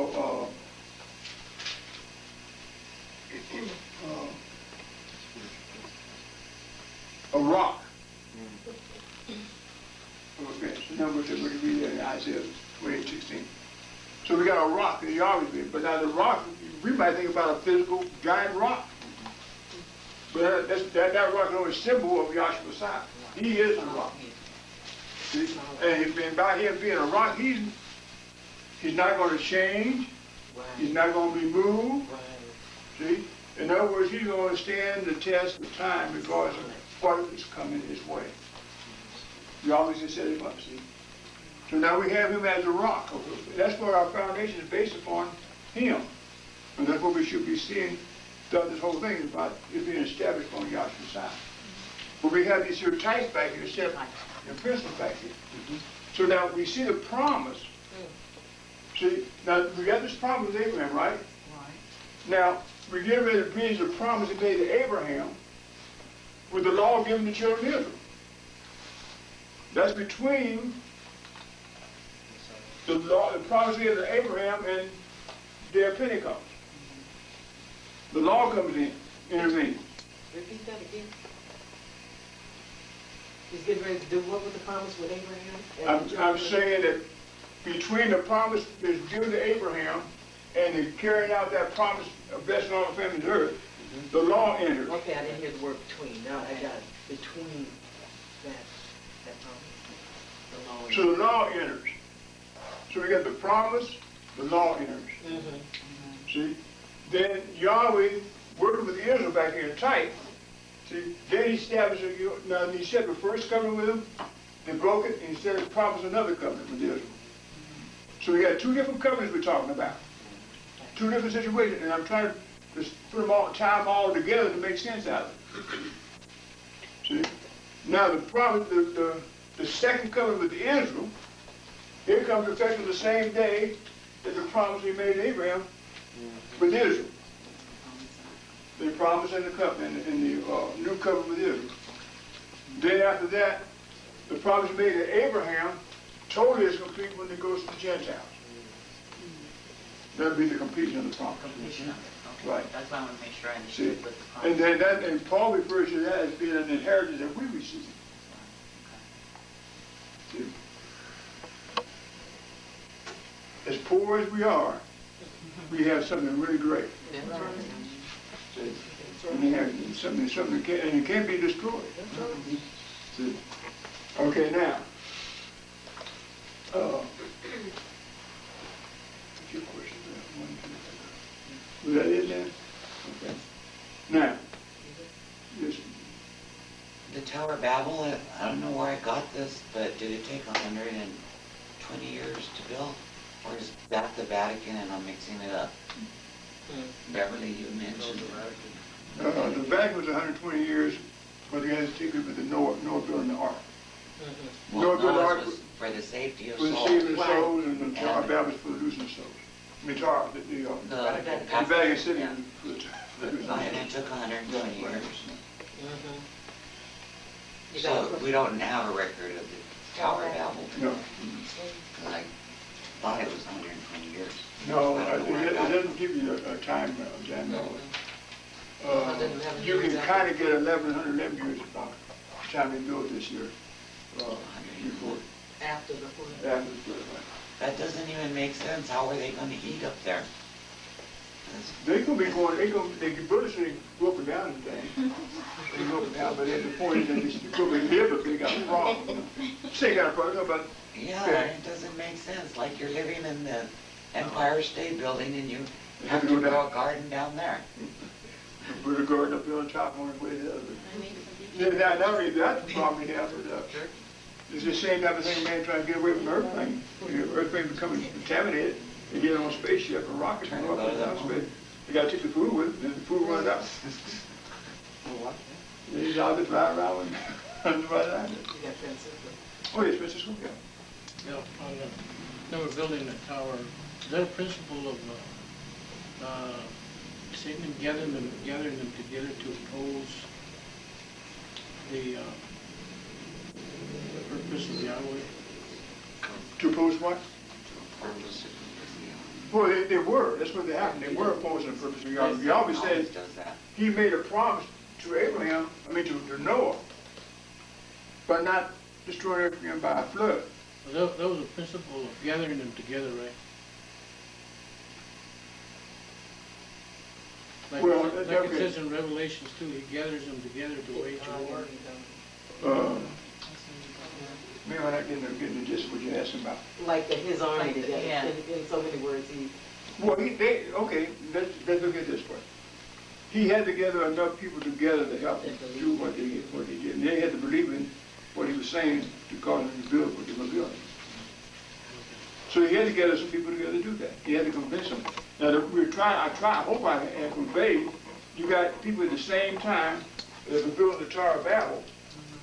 You got people that was not involved in the Tower of Babel. See? So I'm just trying to establish that, so you see, you got a positive and a negative going on at the same time. And Satan's got to gather some under him for destruction. Just as Joshua got to gather them under salvation. It's got to be done at the same time. and all this thing is just working over and over again of disbelief. Right. Showing how just disobedience and disbelief in Yahweh. The golden calf, whatever, don't make The it whole wrong. thing was based upon back here. God said, don't. He Satan did. said, do. See, and therefore, you disobeyed. So it's based upon disobeying Yahweh. Yahweh said, he said he's not going to destroy everything by blood. So I said, this chance we're going to build a tower up above into the cloud, in the heaven. See? The thing about it, when they got so far up, they wouldn't be able to build much more anyhow. But the air gets too thin. They couldn't live with it. They had to come back down a couple stories anyhow to get some air. No food, no It's no food. They fight against themselves. Yahweh's got to fix it. I mean, Yahweh has such a thing so beautiful to regulate the whole thing and be in charge of the whole thing. Yes. Okay. And I just am so interested in seeing the pattern there, just to make sure. That foundation is the court roundabout representing the darkness and, wow. Their minds were darkened. They were opposing Yahweh, so their minds were in condemnation. Like death, burial, and resurrection that show forth in the Son. And they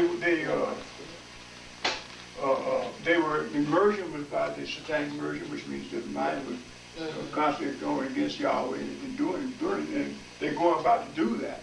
Yahweh gives them power to do that, folks. See? They're going around and going to build, and they were in the process. Now here, you see, just think about it. Here, everybody's talking on the same level. Everybody has the same, go bring some bricks, and somebody go get some mortar, and he go get some damn bricks, and everybody's going to find. Then Yahweh comes down. See? What are you talking about? You know how it goes on and on and on. See? And we couldn't communicate. No distinction in the Now, for instance, we got the same kind of problem in industry. The welding people, they have their own language. Machine shop have their own language. The electrical have their own language. Doctors have their own language.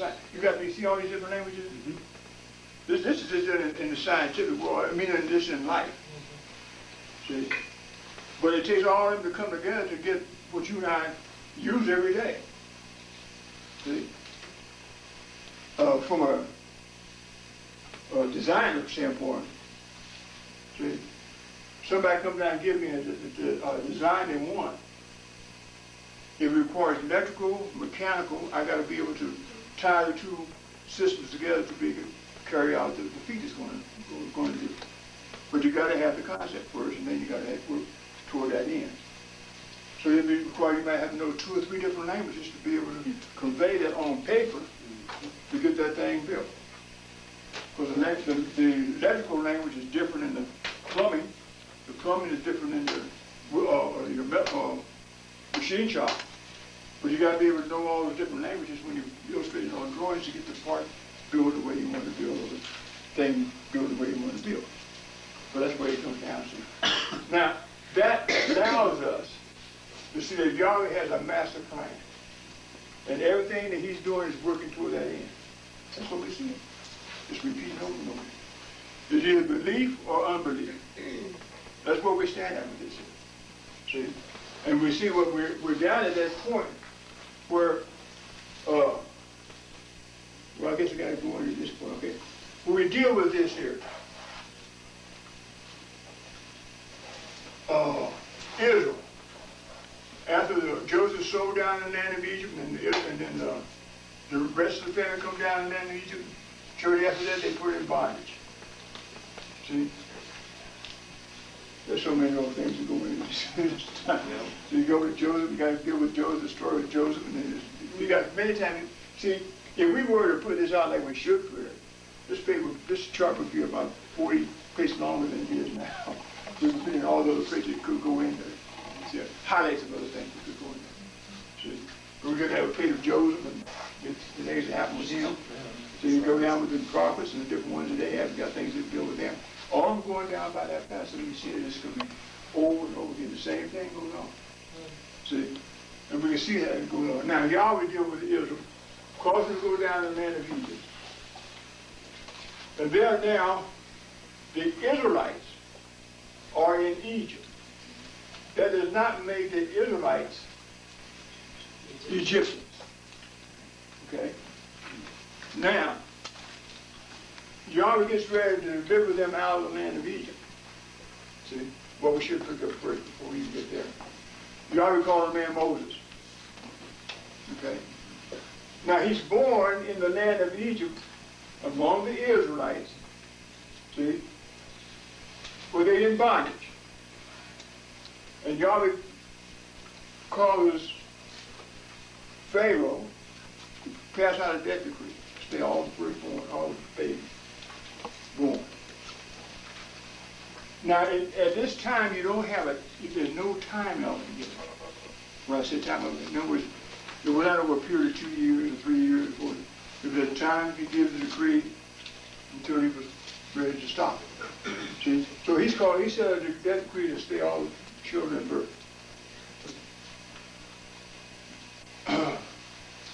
Was it all the children or just the male?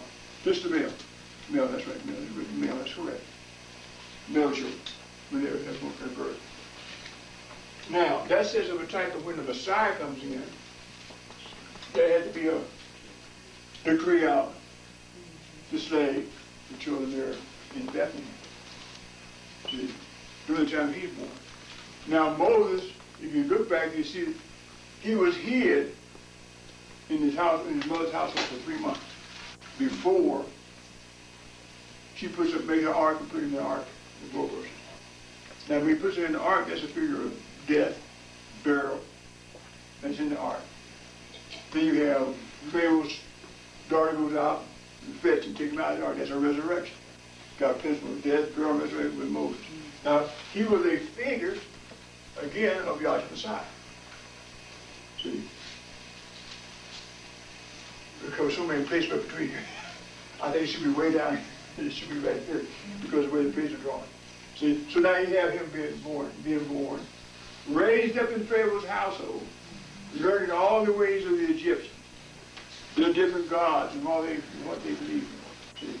Then Yahweh causes him to go out to see how his brothers fare, and seeing an Egyptian smiting his brother.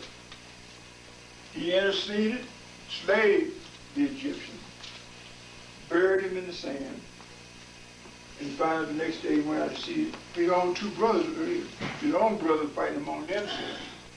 He intercedes again, and they said, "If you come out to judge us as you did, or you have to come out to kill us as you did the Egyptian the other day." So I mean, it was no. So Moses flees the land of Egypt with his brother's shepherd's rod in the land into the wilderness. And he's out there for 40 years. And you always work with about the tending sheep. Now you notice how we read in the Psalms, how you always looked at us as being a sheep in his field, pastors. So you see it's recorded all the way through his jumping all the time. Starts off with Abel being a shepherd. See? So he's running all the way through the whole book of it. Now, here he has to delivers Moses out. 4 years later, Yahweh appears to him and said, go back down and deliver children down there. They come back down. But he comes down with a name. Come down with that same shepherd rod and signs that Yahweh has showed him out there in the waters to convince Israel first and then the Egyptians. Now, when it came time for them to come up out of the land of Egypt, Yahweh gives a command to Moses and the children of Israel for them to take out a lamb without spot, without blemish, male lamb. Offer him up 10 days, 4 days after they pull him out of the flock. They put him out on the 10th of Abel, hold him over to the 14th. 14th, they slay that. They slay that lamb. Wow. Slayed the lamb. Took the blood, as Yahweh, he's the one dictating what they should do down here. And put the blood on the top of the door, the right and left door posts, different from a basin. 1, 2, 3, 4 points of blood, based upon the tabernacle where you got the altar of sacrifice. And you got 4 points of blood on that altar, 4 points of blood on the door. See, Yahweh is always down. You're seeing that principle apply. The promise that Yahweh made to Abraham, see, that was going to affect the whole world. All nations are included in that. Offer up his son Isaac in type in his mind, that was a death, based on the dying Messiah when he's going to be offered up. See, all just said the same thing. Blood, blood. They went through, and he brought Egypt, goes into the Red Sea. And here they have confronted the Red Sea. Pharaoh and his host pursuing after them. Now that cloud that was leading them, there's a cloud by day to the children of Israel and a cloud by night, a cloud by day to the children of Israel and a pillar of fire by night to the children of Israel, and darkness to the Egyptians. So now you have that down here. So Yahweh is making a distinction between Israel and the Egyptians. One's in the dark and one's in the light. Same type of thing you should have now. Now, Yahweh, Moses inquired of Yahweh at the Red Sea. They saw the Egyptians pursuing after them. And Yahweh told them to raise their rod. And Yahweh caused the east wind for them to go through the divided waters of the Red Sea into the waters. That means that there was a death. They were buried in the Red Sea and resurrected in the waters. Blood, water, spirit. They go in the waters, they sojourn in the waters, run around in the waters. Now, could I bring this again what you brought up Friday night? You can. Mike called you and had you to look at Channel, was it 44, the history station or whatever? And they said that they had 34.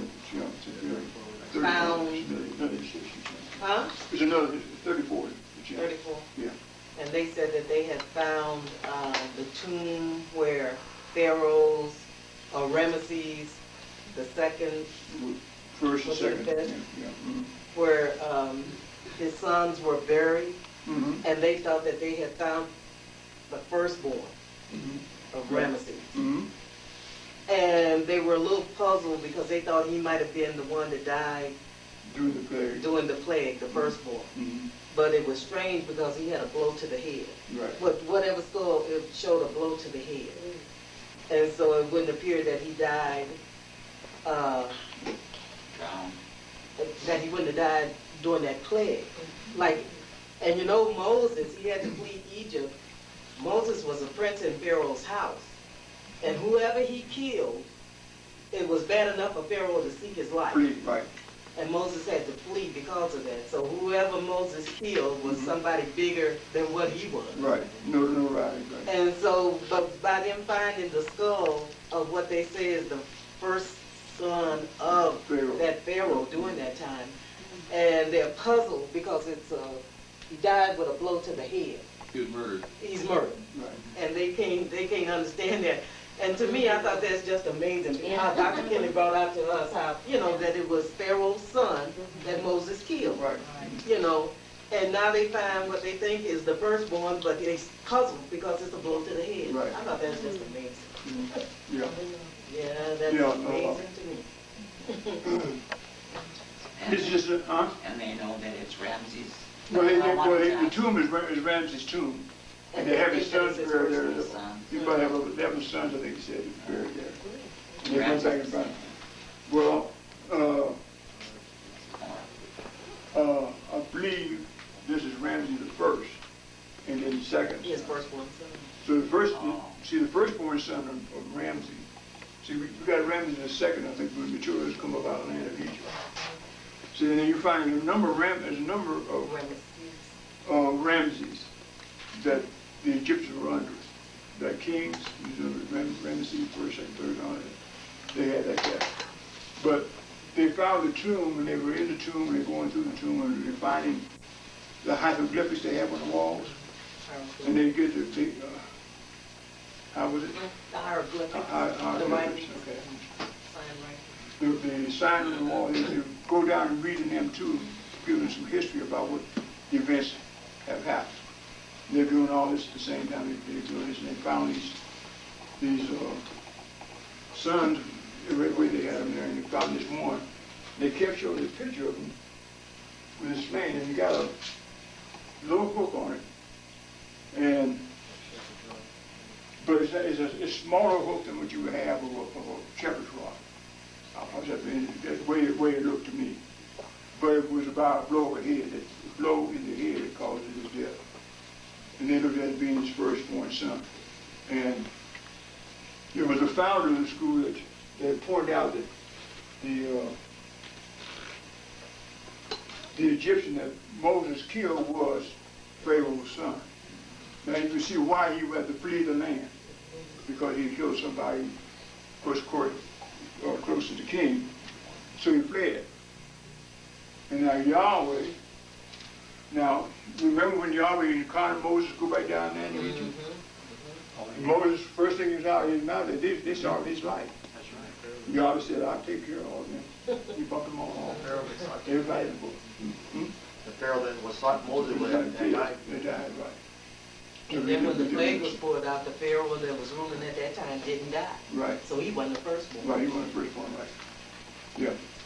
Okay, we were reading a transcript by Dr. Kinley, and he was talking about, well, you could see it with Moses too, is that somebody has to die before he made an exit. Right. And there's no resurrection with the Israelites, and he worked the same thing with Judas Iscariot and Yahshua. Mm-hmm. And I'm looking at before that there's a deliverance, there has to be a death. Right. And that's a type and a shadow, but Yahshua's the reality, and then there's a reflect. So I'm just wondering now, before this thing ends and there's lies going on, do you think there's going to be a death of someone? Well, I'm sure. Kind of important. You know what I'm asking? I don't want to name names, but I understand what you're saying, and You're looking at principles. you can see the principle there, and it could happen. I'm not going to say that it's not going to happen either. so if it does, then we could just know that we're that much closer. Matter of fact, that's what Charles was giving me an article that he got. That was in the paper on the 6th, Monday the 6th of this month. When the Israel and the Egyptians, they were having an agreement. They started to have peaceful overtone turns about it. And they're talking about they had an exchange. One prisoners the Egyptians had one prisoner that they wanted real bad, and the Israelites, they had prisoners they wanted. It was 6-1. 6 prisoners of Egyptians that were in the Arab prison. They were let go for the one prisoner they had in Egypt. And this was supposed to be a very significant beginning of a peaceful coalition between the two. Well, it took place after the death of Yasser. Yeah, right. She got her death. Yes. See, you get the principle there. Where would the event where the exchange took place at the Red Sea? Right. So, I mean, there's a lot of similarities in between what happened there. And then Paul said, when they shall say peace Yeah, and safety. that's right. It doesn't mean that they're having peace, but when they're talking about it, say peace, When they have right? peace and when they say peace. When they say peace. And really, you know, and folks, that can happen anytime. And it'd be a matter of when, it's not like when you hear a person, oh, he said peace, you're not going to be just like that. But you know it's there. You know the event, and you should be more concerned about where you stand. You should be concerned about where you stand now. Now, wait till that happens and say, oh, I can get straightened out. It won't be a little bit late. Because if it happens in the next few minutes after that, you will be in bad trouble. So the point is that these are signs that Yahweh set up that we can look at and be abreast of it. Like she brought up, but I was going to bring it later on. But you had to have a death before they depart out of the land of Egypt. Mm-hmm. Now, we all go through that in our coming in this class. We had to give up our concepts and opinions. That's a death. See, we get in that confusion. Which when the children got to the Red Sea, what was their state of mind? They were confused. They were confused. Mountains on either They side. were, here they were, they felt they were that free, they're going out, they're going free, then turn around, here's the enemy coming back at them, and they said, well, what's this? I thought we were going to be gone, you know.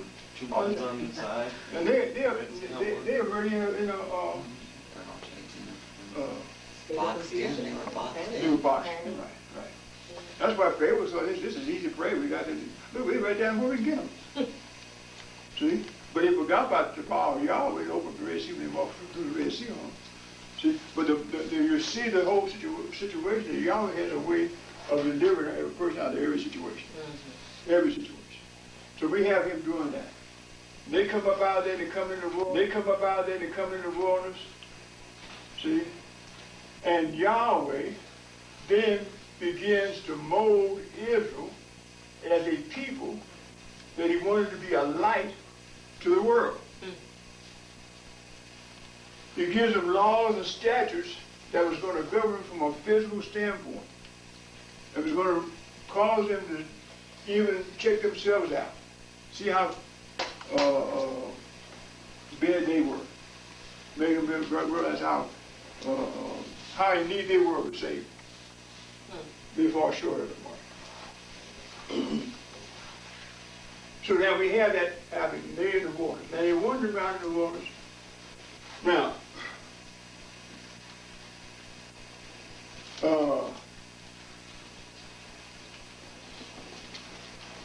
the ones that were killed off in the waters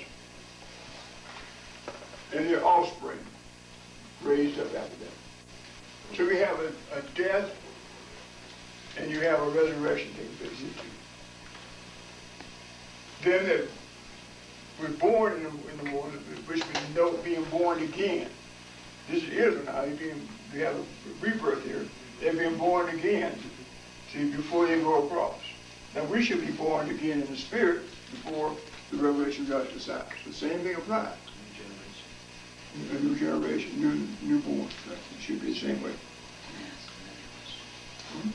Okay, just being as how very few made it in, and the ones that originally started, could you draw that parallel today? Because a lot of people sat with Dr. Kinley, and a lot of what you call the elders and sat under him, they just fell away, and you're watching the same journey. But very few people. That's true. It's very, I thought about all the second things. There's a repeat down here of what you got back there in the scriptures. And Yahweh does that often. So the elders, it was the elders that died on. Yeah, right. It was the elders that it was the elders that caused it. That's why Yahweh going let me put it this way. If Yahweh dealt with a man told a man something, and his wife did something contrary to it, he's not holding the woman responsible, he's holding the man responsible for it. In other words, who he tells a basic covenant or agreement, he's holding them responsible. Now, if their offspring come forth and go against him, see? I'm just trying to establish that when he always sets up something with the people, he's dealing with that particular people. He's not dealing with somebody else that he hadn't talked to or had said anything to about. For instance, I will give you this quick one right here. The commandment Yahweh gave Adam. Did he say that to Eve? She heard it. She heard it, yeah, but I'm talking the commandment was given to him. So I'm telling you, he's responsible. For what she did. That's why Yahweh had to drive him out, not her. Right, Because he was the one the commandment was given to. right. See? And because she was in when he went in, she forwarded him out. The point is, I'm trying to establish who he makes a commandment with, a covenant with. That's the one who's holds responsible. This was, you got to know that when there's the sons of Noah and his sons, the sons they were told about the covenant Yahweh made with them. They were made the rest of it. But because they talked about the flood being so bad, they said, well, we don't want that to happen to us. So they went about to build a Tower of Babel. Well, they did believe it before. Yahweh said he's not going to do it. They said, yeah, we just pretend we don't think he's going to keep his word. And they went about doing it. That's the same thing going down now. See, here's a man comes, gives a report, and we go around and say, well, this is an approval point. This is a new light on it. And Dr. King, we got extra. Dr. King said, you can't come down here and say have any new lights on it. See, all the things that come up, everything that come up, Yahweh had covered it. And during the time that Dr. King was alive, he covered all the situations that come up. Everything that has come up. And people that have not gone back and made the research that they should have. There's been a research organization, you should go back and verify things. And know for yourself. See? People say around, got the transcripts. Say, oh, I got the transcripts. Well, have you read them? No. Well, you don't know what Dr. Beginning taught then. How can you say we're wrong, Right. and you don't even know what Dr. Beginning taught? Check the evidence. So you got to find out what he taught first before you can say so-and-so was right, so-and-so was wrong. Could be that they're afraid that they might find out that they're not correct. Yes, that could be, but they want to. I'd rather be frightened now than be frightened later on. You know, because I mean later on it's too late. Time to shake off the ego. Right, Yeah. big time. See, so now we said yes, One thing I find amazing is that they were in Egypt for what, 400 years? but yeah, And 1 million people came out. 'Cause after Joseph went down, there was only 70 of them went down, and over 1 million people came out of more than Egypt. 1 million people. Right. Almost 2 million. Because you're talking 400 years lifespan. They were living about 100 years old, you know, because Moses lived to about Yeah. 120. I agree. Because, you know, mankind from Adam, 930 to 100 years old, the life of man just went straight down and down. But it's amazing, there was over 1 million people, when he said, be fruitful and multiply, I think he and made they were in bondage. They never have a problem being fruitful. They were, just like, you know, you see those pictures of these underprivileged kids in impoverished nations. Right. But you see 6 of these women have 6 kids, Right. you know, so it's Yeah, amazing. okay. They can have, It's and, amazing they Yeah, have we the can do that. energy if they're starving. yeah. I just find it Well, amazing. the thing about it is something that's overriding all of that. You always said be fruitful, multiply. He didn't say about beating them all. He said be fruitful, multiply. That's happening. It's just amazing. Over 1 million people came out of 70. I was 70, so yeah. And he always said he would. And you know, you sometimes you had situations where you had twins and triplets and all The these promise given to Abraham, right? So 2 million is about approximately like 2 Albuquerques. Do we have a million? Oh, You really have to be. So 4 Albuquerques. Right. Yeah. The idea. Just to get a nice. Population in those states. But then there was a promise given to Abraham that he was going to multiply it, and he was going to And bring it out. Yahweh said, remember he said, all things are possible with Yahweh, and he can do it. See, and they say, we look at it today, we look at Israel being a very small nation, though. Yeah, it is. But obviously you're more part of the sand of the sea. They're all over the world. But they're all over the world, but the same thing about it is they forget the ones that are very spiritual Jews Right. that make up that number that he's talking about. That's true. And that's what we make up that body of that number, those that believe. We make up that number of Israel. That's what Paul talks about in the 2nd chapter of Rome.